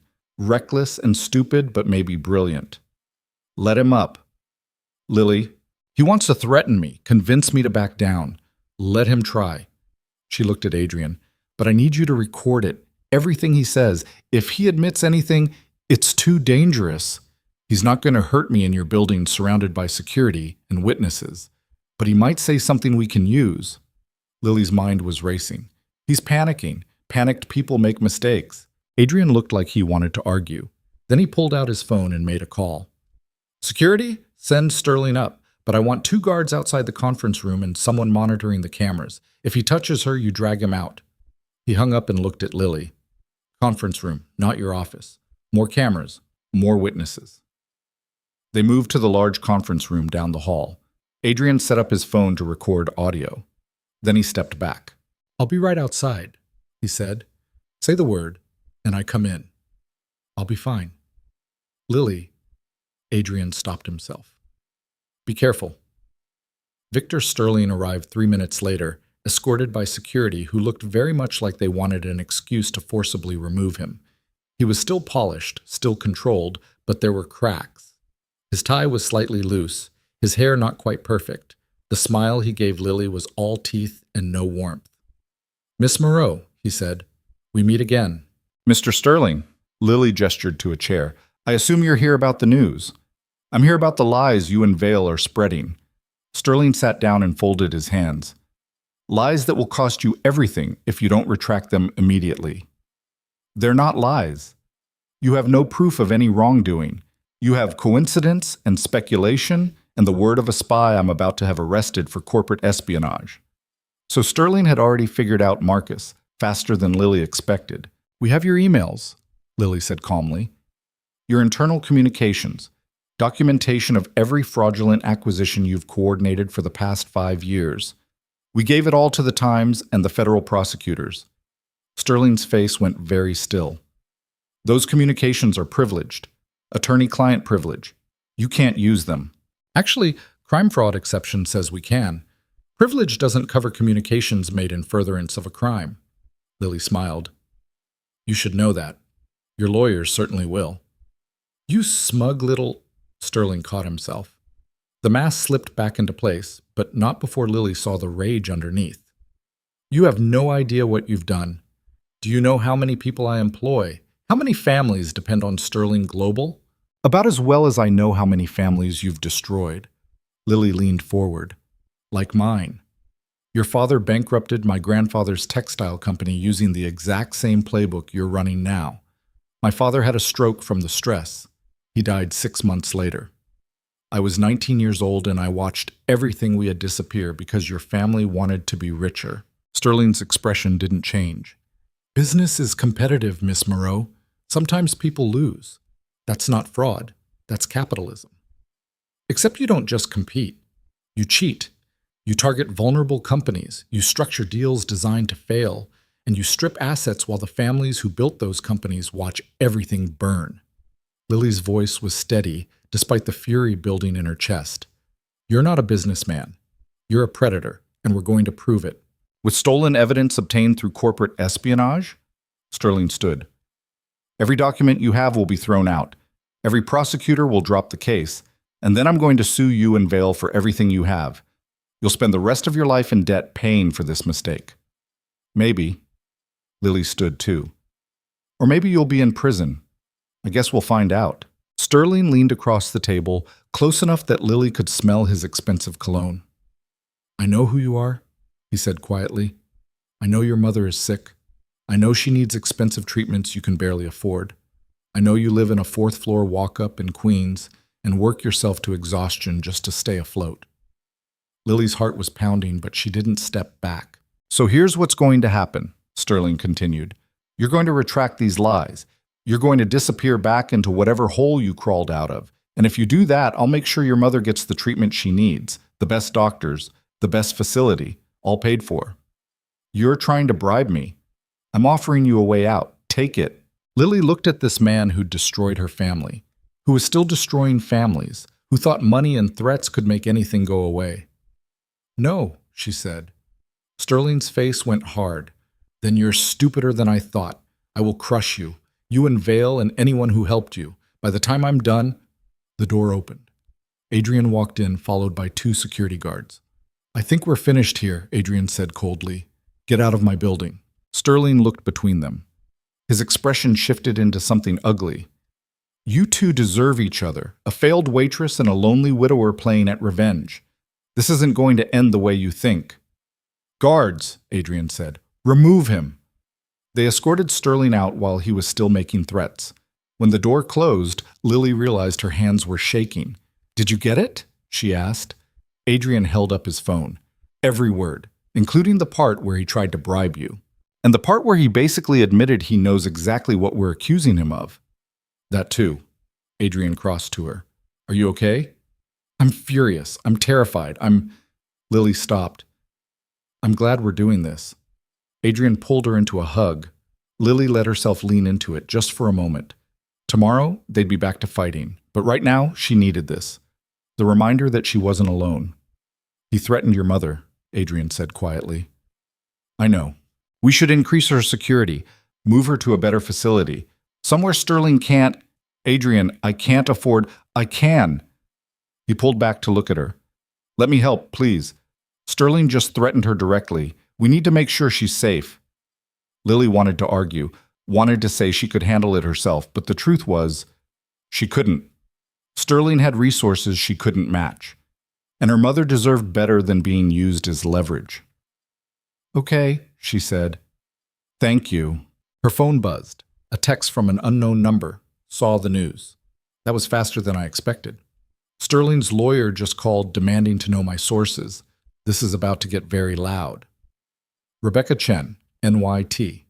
Then another text, this one from a number she recognized. Victoria. I assume the news about Sterling is your doing? Well done. Come to dinner this week. Marco has questions and I want to make sure you're eating real food. V. Lily showed Adrian the messages. He smiled tired. Welcome to the aftermath, he said. This is where it gets messy. He wasn't wrong. The rest of the week was chaos. More articles dropped, each one digging deeper into Sterling's business practices. Federal prosecutors opened formal investigations. Sterling Global's stock continued its free fall. Board members started resigning. And through it all, Lily and Adrian worked, organizing evidence, talking to investigators, building the case that would hopefully put Sterling away for decades. It was exhausting. It was terrifying. It was exactly what Lily had needed for 10 years. She was fighting back. And this time, she wasn't alone. The emergency board meeting at Sterling Global headquarters happened exactly 2 weeks after the Times article broke. Adrian got the notification from a contact inside Sterling's organization at 6 a.m. on a Thursday morning, and by 7 a.m. he and Lily were strategizing over coffee that had gone cold an hour ago. He's going to try to spin this, Adrian said, reading through the leaked agenda. Blame the allegations on competitors, call it a coordinated attack, convince the board to stand behind him. Will it work? Lily asked, though she already knew the answer wasn't simple. Depends on how scared the board is. Sterling owns enough shares to make removal difficult, but if enough board members turn on him... Adrian's phone rang. He glanced at it and his expression shifted. It's my contact inside Sterling's legal team. I need to take this. He stepped out, leaving Lily alone with her thoughts and approximately 17 browser tabs of Sterling-related news. The past 2 weeks had been a blur of interviews with prosecutors, late nights organizing evidence, and watching Sterling's empire crack apart in real time. 3 more board members had resigned. Sterling Global's stock had lost 40% of its value, and federal investigators were now openly calling it a criminal probe instead of a preliminary investigation. But Sterling himself hadn't broken, hadn't admitted anything, hadn't shown even a flicker of the panic Lily knew he must be feeling. That made her nervous. Adrian came back looking grim. Sterling just fired his entire acquisitions team, including the head of the department. He's calling it restructuring, but my contact says he's eliminating anyone who might flip on him. Can he do that? He just did. And he's offering generous severance packages in exchange for NDAs and non-disparagement agreements. Adrian sat down heavily. He's buying silence, making sure no one testifies against him. Lily felt something cold settle in her stomach. The prosecutors can still compel testimony against people who've signed legal agreements saying they won't talk? It gets complicated. Sterling's lawyers are good. They know how to make cooperation difficult. Adrian rubbed his face. We need someone from inside who's willing to talk despite the NDA. Someone with direct knowledge who can testify to intent. Who? I don't know yet, but his phone rang again. Different ringtone. Marco. Adrian's whole demeanor shifted as he answered. Ciao, piccolo. Tutto bene? Lily couldn't understand the rapid Italian, but she could hear the worry in Marco's young voice. Adrian's expression went from concerned to angry. I'll be right there, he said, switching to English. Don't talk to anyone else. I'm coming to get you now. He hung up and was already grabbing his jacket. Someone approached Marco at school. A man claiming to be a journalist asking questions about you and me. Lily's blood went cold. Sterling sent someone after your son? I don't know. Maybe. Maybe it was actually a journalist, but I'm not taking chances. Adrian was heading for the door. Come with me. I don't want you here alone if Sterling's escalating. They drove to Marco's school in tense silence. Adrian's hands were white-knuckled on the steering wheel. When they arrived, Marco was waiting in the principal's office looking small and scared. Papa! He ran to Adrian, who scooped him up despite the fact that Marco was probably getting too old for it. Va tutto bene, Adrian murmured. Sei al sicuro, ti ho preso. The principal, a severe woman in her 50s, looked deeply uncomfortable. Mr. Vale, I apologize. The man had press credentials. He claimed he was doing a story on successful New York businessmen and their families. Our front desk didn't realize. What did he ask my son? Adrian's voice was dangerously quiet. According to Marco, questions about Miss Moreau. How often she visits? Whether she stays overnight. If Marco likes her. The principal glanced at Lily apologetically. He seemed to be fishing for details about your personal life. Did he identify which publication he worked for? He said the Times, but when we called to verify, they had no record of sending anyone. The principal clasped her hands. I've already filed a report with the police, and we're implementing new protocols for visitor screening. Adrian set Marco down gently. Thank you. I'm taking my son home for the rest of the day, and I'll be arranging private security for school pickup and drop-off going forward. They left, Marco holding his father's hand tightly. In the car, the kid was quiet until they were halfway to Adrian's penthouse. Did I do something bad? He asked in a small voice. What? No, Piccolo, you didn't. The man asked about Lily, and I told him she's nice and she knows about dinosaurs and she makes you smile. Did I mess up? Lily's throat was tight. She turned around to face Marco in the back seat. You didn't mess up. The man shouldn't have been asking you questions at all. That's not your fault. But now you and Papa are upset. We're upset at the man, not at you, Adrian said firmly. You didn't do anything wrong. They got Marco settled at home with his grandmother, who'd arrived within 15 minutes of Adrian's call and looked ready to commit murder on behalf of her grandson. Vittoria listened to what happened with a face like carved stone. This Sterling man is becoming a problem, she said quietly, in English so Marco wouldn't understand the Italian. Perhaps it's time to consider less legal solutions. Nonna, Adrian said warningly. I'm simply saying that my family in Sicily knows people who could make certain problems disappear. Vittoria's expression was perfectly pleasant. Permanently. We're not having anyone killed. I didn't say killed, I said disappear. Very different. But Vittoria's slight smile suggested she wasn't entirely joking. Fine. Do it your legal way. But if this man comes near Marco again, I'm making phone calls. Adrian and Lily left Marco in Vittoria's extremely capable hands and headed back to Vale Tower. The elevator ride up was silent until Lily said, "Your mother-in-law just offered to have Sterling killed." "She does that. I don't think she's serious." She sounded pretty serious. Her family is old money Sicilian aristocracy. They have connections. But she knows I won't authorize violence. Adrian paused. Probably knows. Despite everything, Lily almost laughed. Then reality crashed back. Sterling's targeting your family now. That's escalation. He's desperate. The board meeting is today. If they turn on him, he loses control of the company. He's lashing out. Adrian's jaw was tight.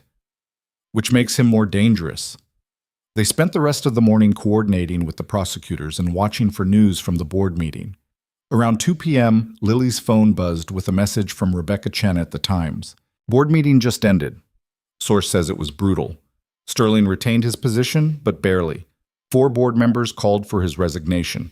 He's wounded, but still in charge. Lily showed Adrian, who swore in Italian.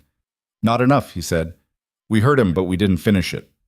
The prosecutors are building a case that could take years. And every day Sterling remains free, he can destroy more evidence, silence more witnesses, hurt more people. Adrian paced his office. We need to force the board's hand, give them something so damning they have no choice but to remove him. Like what? We already gave them everything we have. Adrian stopped pacing. Not everything. We have one thing we haven't used yet. What? The Castellane family. The textile company Sterling just gutted. They're furious. The employees are losing their jobs next month. If we could convince them to go public, make noise, put faces to Sterling's fraud, they signed NDAs when they sold, Lily said. Sterling made sure of that.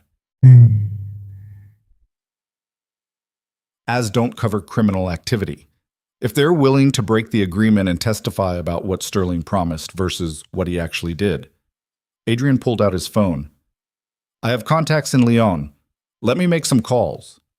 While Adrian worked on the Castellane angle, Lily got a call from the lead prosecutor, a sharp woman named Sarah Okonkwo, who'd been handling the federal case.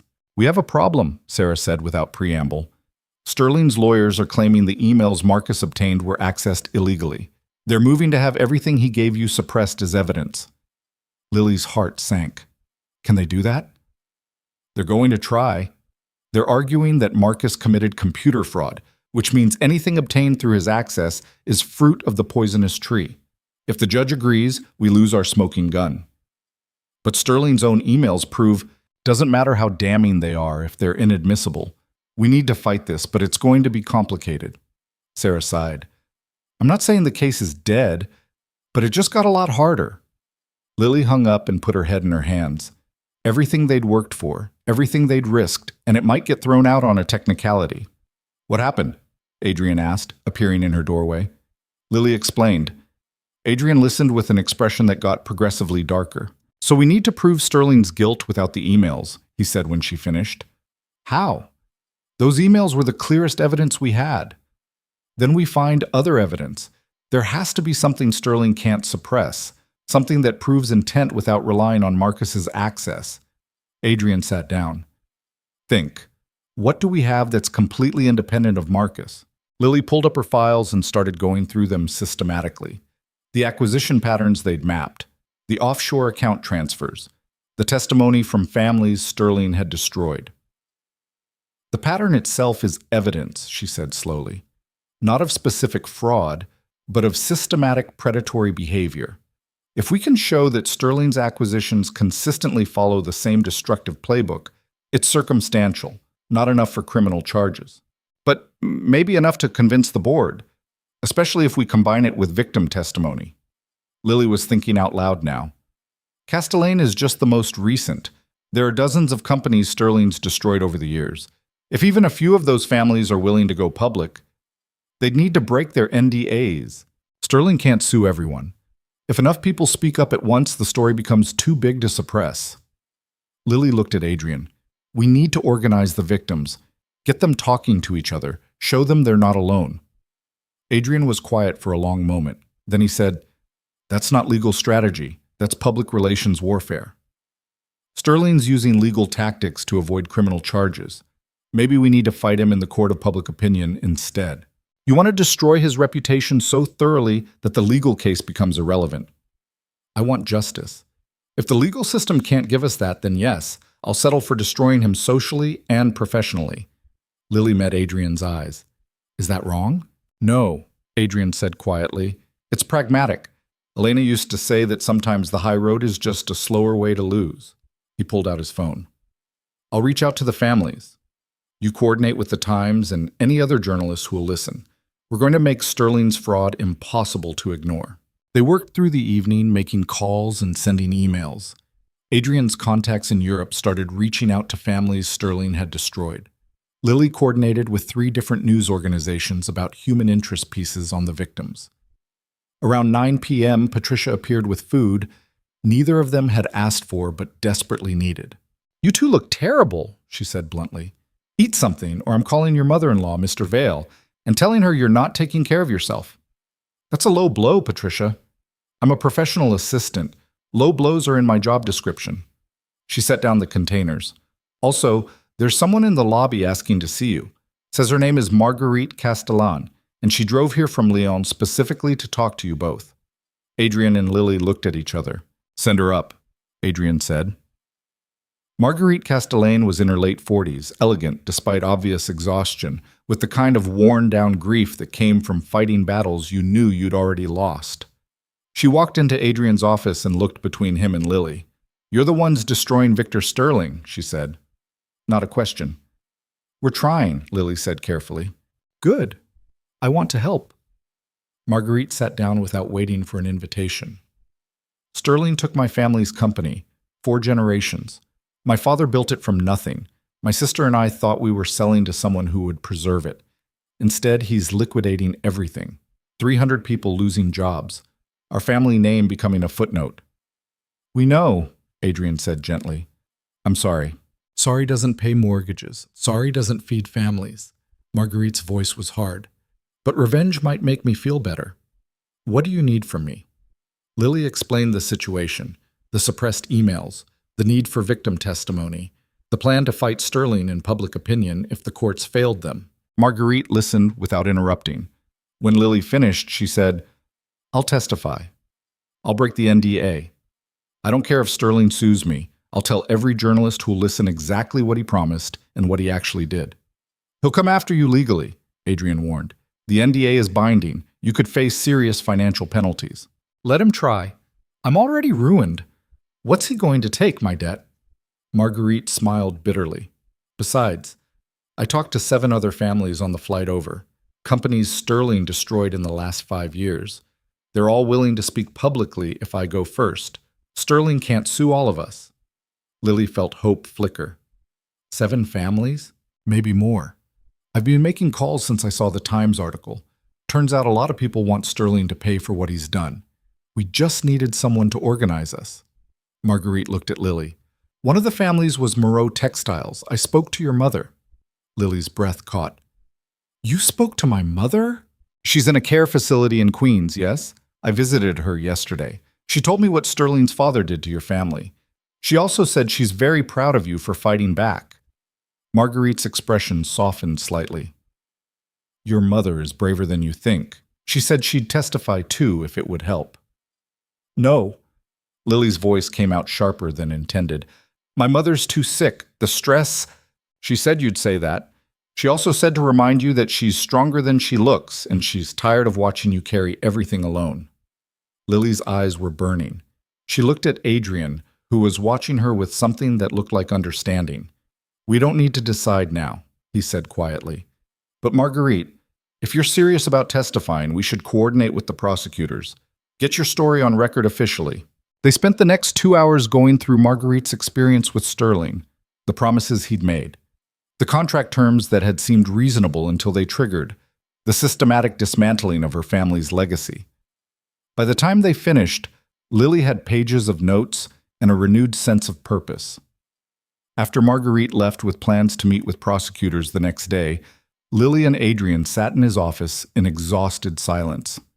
"Your mother wants to help," Adrian said eventually. "She's too sick." "That's not your call to make." "She's my mother. Of course it's my call."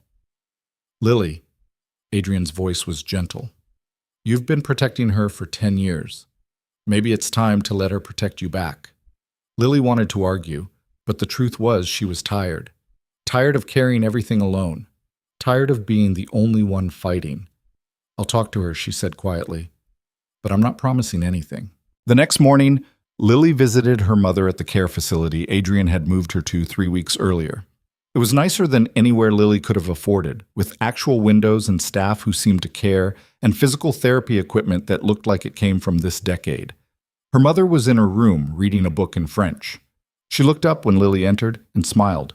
"There's my daughter," she said. Her English still carried a heavy accent despite 20 years in America. "Come sit. Tell me about this man you're dating." "Mama, I'm not here to talk about Adrian, but you are dating him, yes? The billionaire who moved me to this beautiful place and asks the staff how I'm doing every week?" Lily blinked. "He checks on you?" "Of course. He's very sweet and very worried about you working too hard." Her mother set down her book. "Now, I assume you're here because Marguerite told you I want to testify against Sterling." "You can't. The stress..." "The stress of watching my daughter fight alone is worse than any stress from testifying." Her mother's voice was firm despite the tremor in her hands. "Lily, I've spent 10 years being sick, being helpless, watching you sacrifice everything to take care of me. Let me do something useful." "You are useful. You're my mother. That's enough." "It's not enough for me." Her mother reached out and took Lily's hand. "I watched your father die from the stress of what Sterling's family did. I watched you give up your career, your life, to care for me, and I've been too weak to help. But this? Telling the truth about what they took from us? I can do that." Lily's throat was tight. "What if it makes you worse?" "Then at least I'll have fought back before I go. I'm tired of being a victim, ma chérie. Let me be a fighter." They sat in silence for a long moment, hands clasped, two women who'd survived more than they should have had to. "Okay," Lily said finally, "but if it gets to be too much, I'll tell you. I promise." Her mother squeezed her hand. "Now tell me about Adrian. He's handsome, yeah?" Despite everything, Lily laughed. "Maman?" "What? I'm sick, not dead. I want to know about my daughter's love life." They talked for another hour. About Adrian and Marco and the strange new life Lily was building.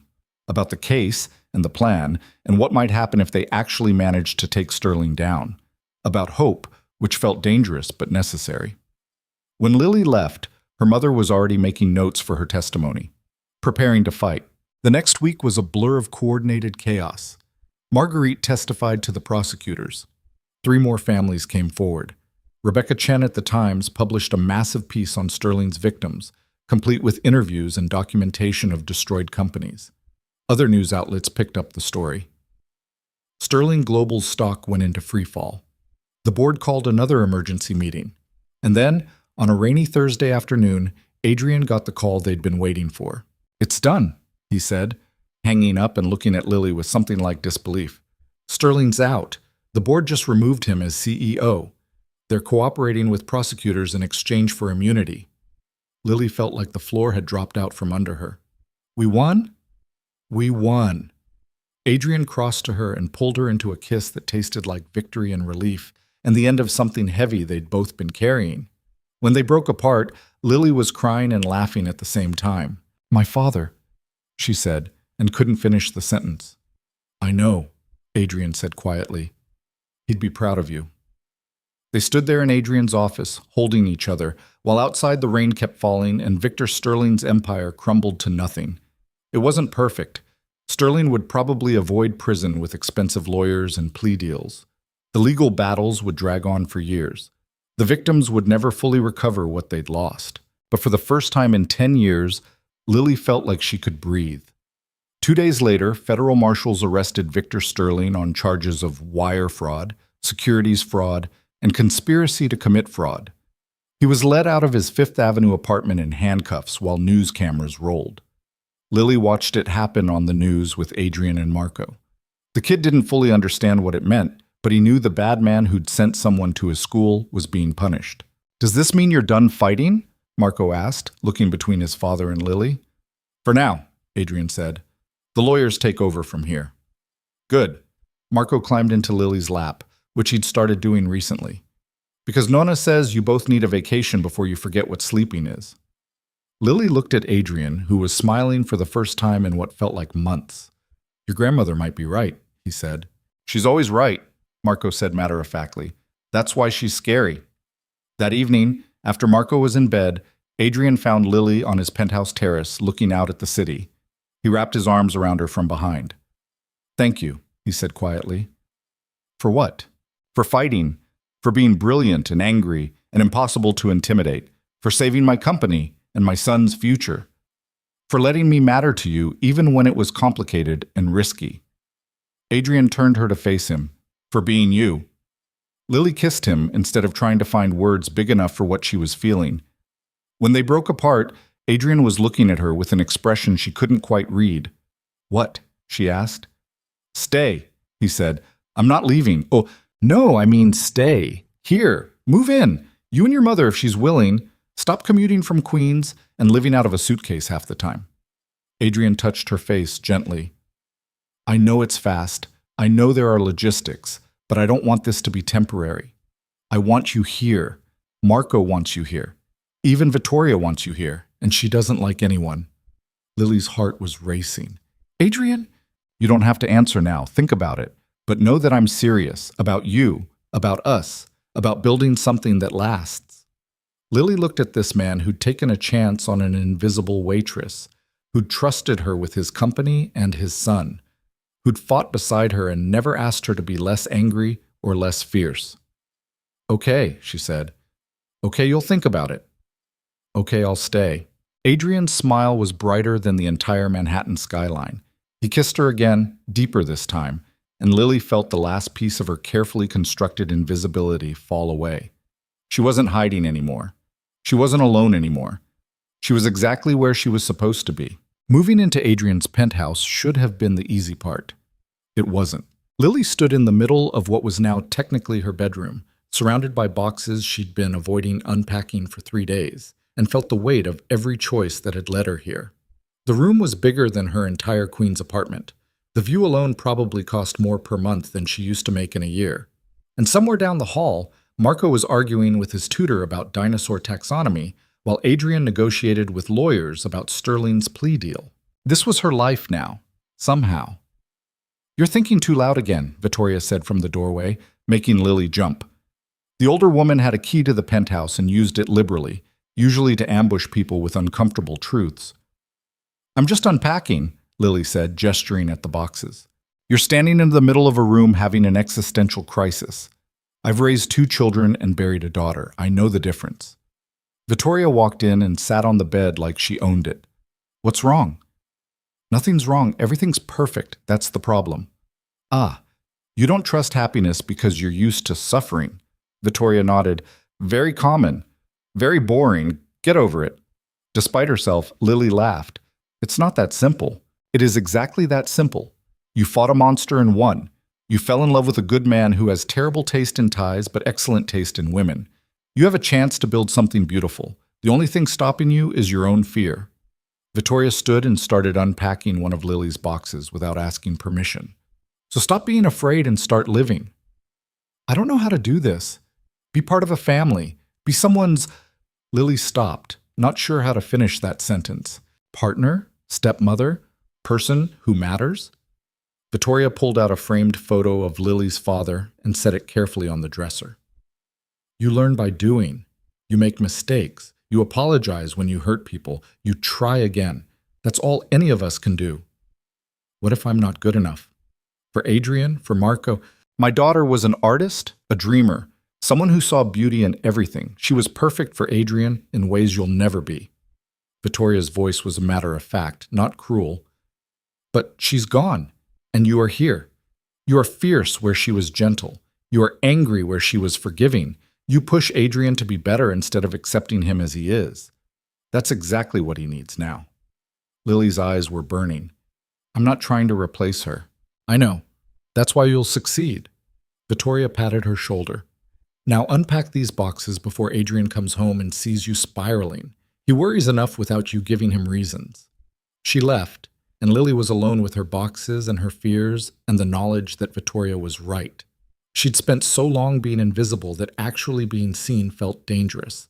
But hiding wasn't an option anymore, so she unpacked. 2 weeks later, the legal proceedings against Sterling reached a critical point. The plea deal negotiations had collapsed after Sterling refused to admit wrongdoing, which meant the case was going to trial. Sarah Okonkwo called Adrian and Lily into her office to prepare them for what was coming. This is going to be ugly, she said, spreading files across her desk. Sterling's lawyers are going scorched earth. They're going to attack every witness, question every piece of evidence, and try to make this about corporate espionage instead of fraud. Let them try, Lily said. We have the victim testimony. We have the pattern of behavior, which is circumstantial without the emails Marcus obtained. And Sterling's team is still trying to get those suppressed. Sarah looked tired. I'm not saying we'll lose, but it's not the slam dunk I'd hoped for. Adrian was quiet, reading through the trial strategy documents. Finally, he said, What do you need from us? Lily, you'll need to testify about your family's experience with Sterling's father, about the pattern you identified, about your analysis of the evidence. His lawyers will try to paint you as a vengeful ex-waitress with an agenda. Sarah looked apologetic. They're going to dig into your personal life, your relationship with Adrian, your mother's illness, everything. I can handle it, Lily said, though her stomach was churning. And Mr. Vale, they'll argue you orchestrated this entire thing to eliminate a business competitor, that you used Miss Moreau to build a case based on illegally obtained evidence. Sarah pulled out another file. They've already subpoenaed your communications with Marcus Chen. Adrian's expression went dark. Marcus is out of the country. They can't compel him to testify. No, but they can use his absence to suggest witness tampering. They're building a narrative where you're the villain, not Sterling. They spent 3 hours going over strategy, preparing for attacks, planning countermoves. By the time they left, Lily's head was pounding, and Adrian looked like he wanted to hit something. This is going to get worse before it gets better, he said in the car. I know. They're going to make you look bad, make us both look bad, twist everything we did into something ugly. I know that too. Lily looked at him. Are you having second thoughts? About taking down Sterling? Never. About putting you through this? Adrian's jaw tightened. Every day. Don't. Lily took his hand. I chose this. I knew the risks, and I'd do it again. They drove in silence until Adrian said quietly, Marco asked me yesterday if you're going to leave when the trial gets hard. Lily's chest tightened. What did you tell him? That I didn't know, that I hoped not, but that sometimes people leave even when you don't want them to. Adrian's voice was rough. He's 8 years old and already expecting abandonment. I hate that. I'm not leaving, Lily said firmly. The trial, the lawyers, whatever Sterling throws at us, I'm not going anywhere. You say that now? Uh-oh, Adrian? Lily waited until he looked at her. I lost my father because men like Sterling think people are disposable. I'm not going to lose you or Marco the same way. I'm staying. Something in Adrian's expression cracked. He pulled the car over to the curb. They were in front of Central Park, close to where they'd walked with Marco months ago, and kissed her hard enough that Lily forgot how to breathe. When they broke apart, Adrian rested his forehead against hers. I love you, he said. I should have said it weeks ago, but I was scared. I'm still scared. But I love you. Lily's heart was racing. I love you too. Even though you're terrible at romantic timing and you work too much and you make me want to throw things at you sometimes. Only sometimes?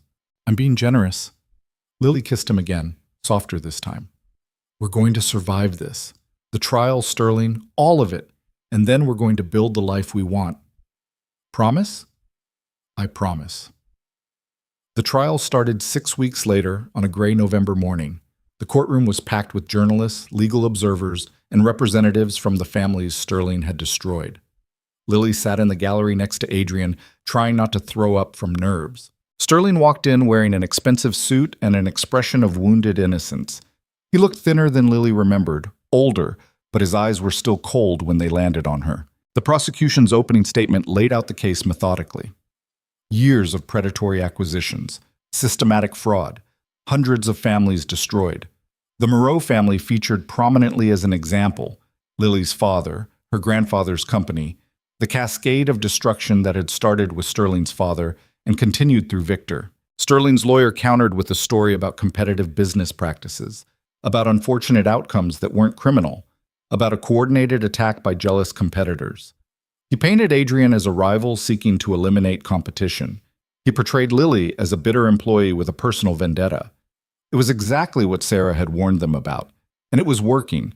Lily could see some jurors nodding along. The first week of testimony featured financial experts, corporate analysts, people who explained the mechanics of Sterling's acquisitions in excruciating detail. It was technical, dry, necessary, but not compelling. The second week brought the victims. Marguerite Castellane testified about watching her family's company get dismantled. A man named Thomas Chen talked about his father's electronics business being gutted. A woman named Sofia Rodriguez described losing the restaurant chain her grandmother had built. And then it was Lily's mother's turn. Lily had tried to talk her out of it one last time that morning. Her mother had refused, insisting she was strong enough. Now she sat in a wheelchair at the witness stand, her hands trembling but her voice steady, and told the jury about Moreau Textiles. "My father-in-law built that company from nothing," she said in her accented English. "After the war, when everything was destroyed, he started with one loom and a dream. 50 years he worked. My husband worked beside him for 30 years. We employed 200 people. We were a family." "And what happened when Sterling's father targeted your company?" Sarah asked gently. "He made promises. He said he would preserve the legacy, keep the workers, maintain the quality. My father-in-law believed him because he was old and tired and wanted to believe someone would care about what he'd built." Lily's mother's voice shook. Within 6 months, the company was gone, sold for parts. The workers fired. My father-in-law died of a heart attack. My husband had a stroke from the stress and never recovered. We lost everything. "And what happened to your family after that?" "My daughter gave up her career to care for me. She was brilliant, destined for important work, and instead she became invisible because we had nothing left." Lily's mother looked directly at Victor Sterling. "Your father took our dignity, our legacy, our future, and you continued his work. How many more families have you destroyed for money you don't need?" Sterling's lawyer objected. The judge sustained it, but the damage was done. Several jurors were openly crying. When Lily's mother finished, she was wheeled past Sterling on her way out of the courtroom. She stopped directly in front of him. "My husband would have loved to see this day," she said quietly, "but I'll watch you pay for both of us." Security had to help her navigate the wheelchair through the doors, but Lily saw the satisfaction on her mother's face. She'd fought back. Finally. That evening, Lily found her mother exhausted but triumphant in her room at the care facility. "You were amazing," Lily said, hugging her carefully. "I was honest. That's easier than being amazing." Her mother smiled tiredly. "Did I help?" "You were the best witness we've had. Sarah said the jury was completely with you." "Good, because I'm very tired now, and I'd like to not do that again." Lily laughed despite her tears. "Deal. No more trials. But I'm glad I did it. Your father would be proud of us both." Her mother squeezed Lily's hand. "Now go home to Adrian and that sweet boy. They need you more than I do tonight." Lily went home to the penthouse, where Marco was waiting with approximately 17 questions about court procedures and whether his nonna really made Victor Sterling look scared. Adrian was on a conference call with his lawyers, but ended it the moment he saw Lily's face. "Your mother was incredible," he said, pulling her into a hug. "She was terrifying," Marco added. "The news said she eviscerated him. What does eviscerated mean?" "It means she won," Lily said, ruffling his hair. The trial continued for another month. More witnesses, more evidence, more attacks from Sterling's lawyers. They questioned Lily's credibility, her motivations, her relationship with Adrian. They suggested the entire case was built on corporate espionage and personal revenge. But the victim testimony was too powerful, the pattern too clear, the evidence too damning. On a cold December afternoon, the jury came back after 3 days of deliberation, guilty on all counts. The courtroom erupted. Sterling's face went white. His lawyers immediately started talking about appeals, but everyone knew it was over. Lily sat next to Adrian and felt 10 years of anger finally start to drain away. It wasn't perfect justice. Her father was still dead. Her family's company was still gone. But Sterling would go to prison, his empire was destroyed, and the families he'd hurt had their voices heard. It was enough. After the verdict, reporters swarmed them outside the courthouse. Lily let Adrian handle most of it, but Rebecca Chen from the Times pulled her aside. "How does it feel?" she asked. "Getting justice for your family?" Lily thought about her father, about the years she'd spent invisible and angry, about the moment she'd spoken up in that restaurant and changed everything. "It feels like I can finally breathe," she said honestly. The sentencing happened 2 months later. Victor Sterling got 15 years in federal prison. It wasn't life, but it was enough to ensure he'd never hurt another family. Lily didn't attend the sentencing. She'd said everything she needed to say during the trial. Instead, she spent that day at the Natural History Museum with Marco and Adrian, listening to an 8-year-old explain, for the 100th time, why Spinosaurus was objectively the coolest dinosaur. "You're not paying attention," Marco accused, tugging on Lily's sleeve. "I'm paying attention. You said something about tail vertebrae." "I said the neural spines on the tail vertebrae suggest greater swimming capability than previously thought." "That's completely different." Marco looked exasperated in the way only children could. "Lily, this is important." "You're right. I'm sorry. Tell me again about the neural spines." Adrian caught her eye and smiled. They'd been through hell together: corporate warfare, trials, testimony, attacks from lawyers and the press. And now they were here, listening to dinosaur lectures in a museum on a random Tuesday, and it felt more real than anything else. That evening, after Marco was asleep, Adrian found Lily on the terrace again. It had become their spot, the place where they'd had their most important conversations. "I have something for you," he said, pulling out a small box. Lily's heart stopped. "Adrian, it's not what you think." "Well, not yet anyway." He opened the box to reveal an antique key. "This is the key to my family's villa in Florence, the one my wife's family built 300 years ago." "Why are you giving me this?" "Because I want you to help me rebuild it. The villa, the foundation, the legacy." Adrian took her hand. "Sterling's assets are being liquidated. The court is distributing funds to his victims. Your family is getting a settlement. It's not everything you lost, but it's something." Lily's throat was tight. "How much?" "Enough to restore your family name. Enough to do something meaningful." Adrian squeezed her hand. "I'm creating a new foundation in Florence, one that preserves cultural heritage and supports artisans and protects the kind of family businesses Sterling destroyed. And I want you to run it." "Adrian, I can't." "You can. You're brilliant at seeing patterns, understanding systems, protecting what matters. You spent 10 years being invisible, but you were never meant for that. You were meant for this." He looked at her with those intense, dark eyes. "Come to Florence with me. Build something that lasts. Make your father's legacy mean something." Lily was crying now, unable to stop. "What about Marco? His school? His life as—" "Marco speaks Italian. He'll adapt. And he already told me he wants to go if you're coming with us." Adrian smiled. "My son is very invested in your presence in his life. He's been planning which dinosaur exhibits to visit in European museums." "This is insane." "Yes, but so was everything else we did. And it worked out." Lily looked at the key in her hand, an actual, physical representation of a future she'd never let herself imagine. A life where she wasn't surviving but thriving, where she used her mind for creation instead of destruction, where she built instead of fighting. "Okay," she said. "Okay? Okay, let's move to Florence. Let's build something beautiful. Let's give Marco a childhood full of art and history and terrible Italian pastries." Lily kissed Adrian. "Let's do all of it." Adrian pulled her closer. "For the record, when I give you a ring instead of a key, I expect a faster yes." "Is that a proposal?" "It's a warning. I'm terrible at romantic timing, remember?" Lily laughed, and for the first time in years it felt easy, natural, like something she deserved instead of something stolen. They moved to Florence 6 months later, in the middle of summer when the city was hot and crowded and absolutely perfect. The villa needed extensive restoration, but it was beautiful even in its decay. Marco immediately claimed a room with a view of the gardens, and started planning where to build his dinosaur fossil collection. Lily's mother came to visit once she was strong enough for travel. She walked through the villa that had once belonged to the family who'd helped save Adrian's company. And she cried. "Your father would love this," she said, looking out at the Tuscan hills, "building something good from all that pain." "I wish he could see it," Lily said. "He can. We carry them with us, the ones we've lost, in every choice we make that honors what they taught us." Her mother took her hand. "You fought back, ma chérie. You didn't let the monsters win. That's all he ever wanted for you."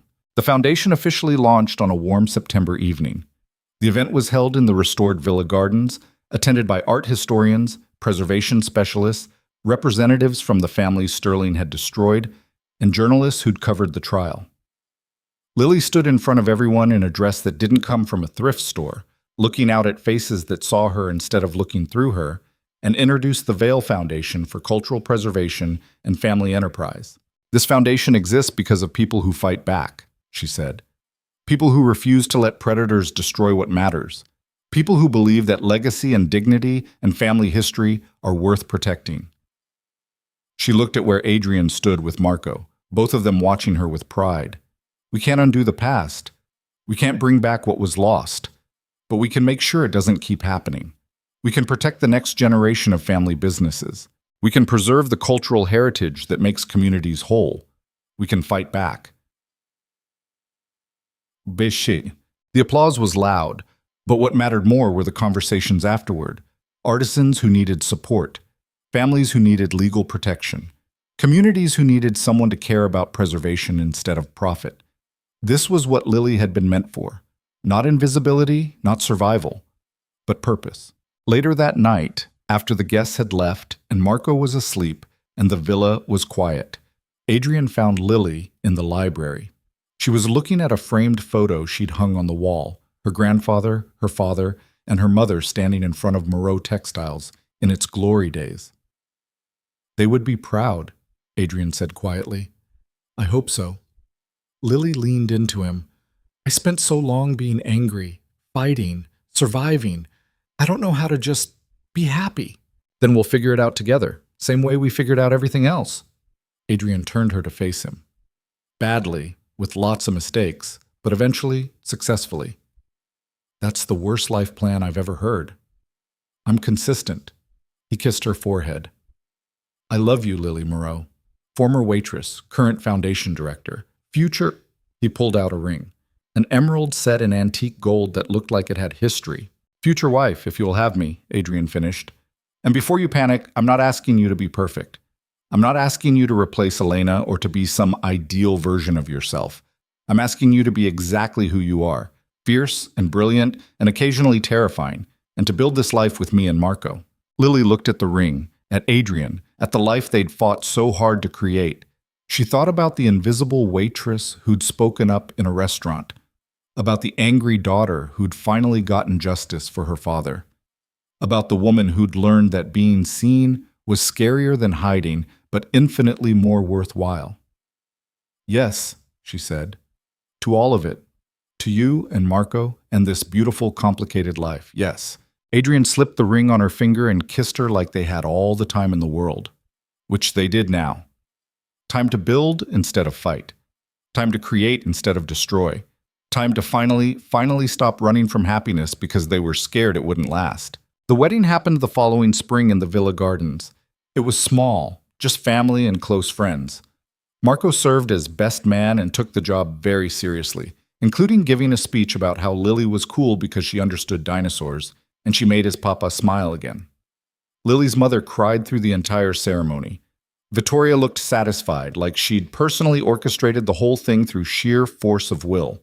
And when the priest, because it was Italy and certain traditions mattered, pronounced them married, Lily kissed her husband and felt the last piece of her old life fall away. She wasn't invisible anymore. She wasn't alone anymore. She wasn't defined by what had been taken from her, but by what she'd built from the wreckage. 2 years later, Lily stood in the foundation offices reviewing grant applications while Marco, now 10 and even more obsessed with paleontology, did homework at her desk. He'd grown attached to working alongside her, claiming it helped him focus. Really, he just liked stealing her coffee and asking questions about everything. "Lily?" he said without looking up from his math problems. "Hmm? Are you happy?" The question surprised her. "Yes." "Why?" "Just checking. Papa says I should make sure because you work too much." Marco looked up with Adrian's intense eyes. "But you smile more than you used to, so I think you're okay." Lily crossed to him and ruffled his hair, which he pretended to hate. "I'm more than okay. I'm exactly where I want to be." "Good.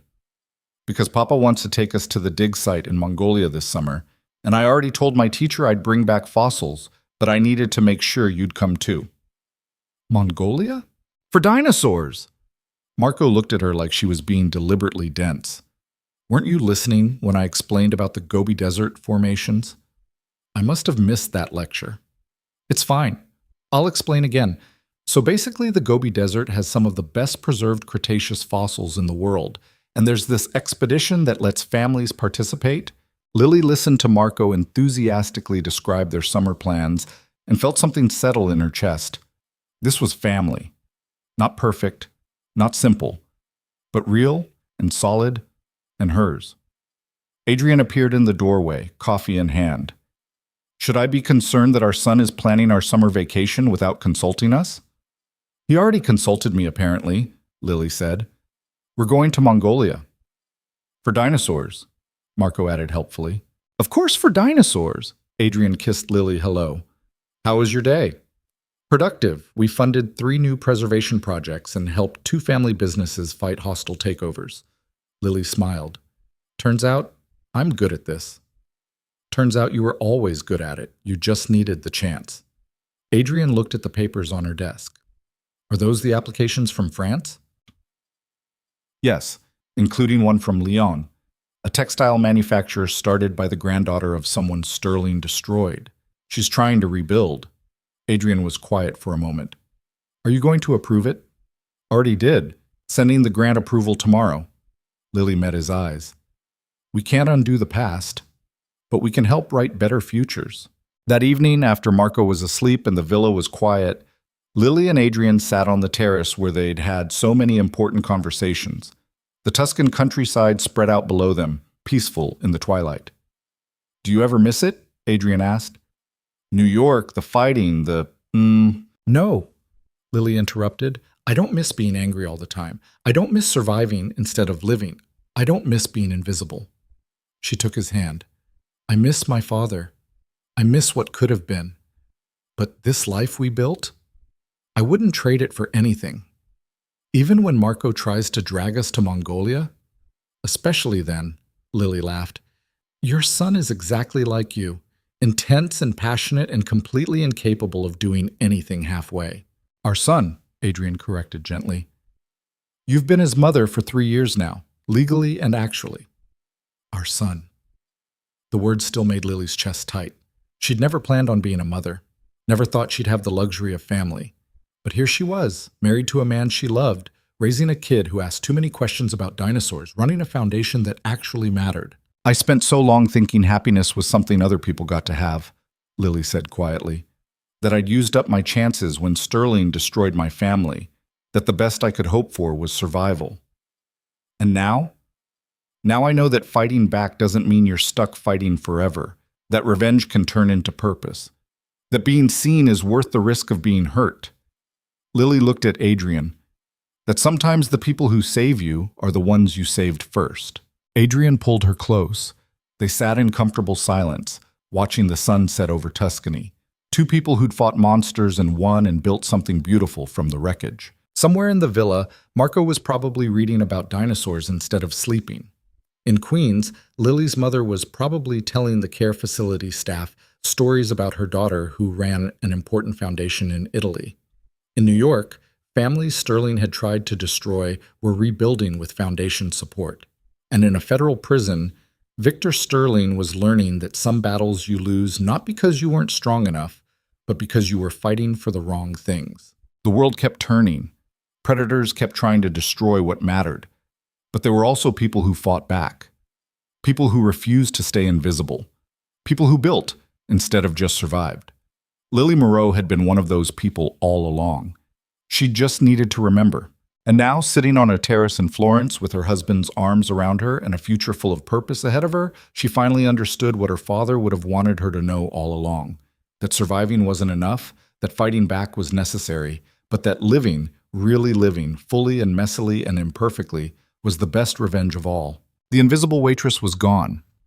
In her place was a woman who'd learned that being seen meant being vulnerable, but it also meant being alive. And that was worth everything.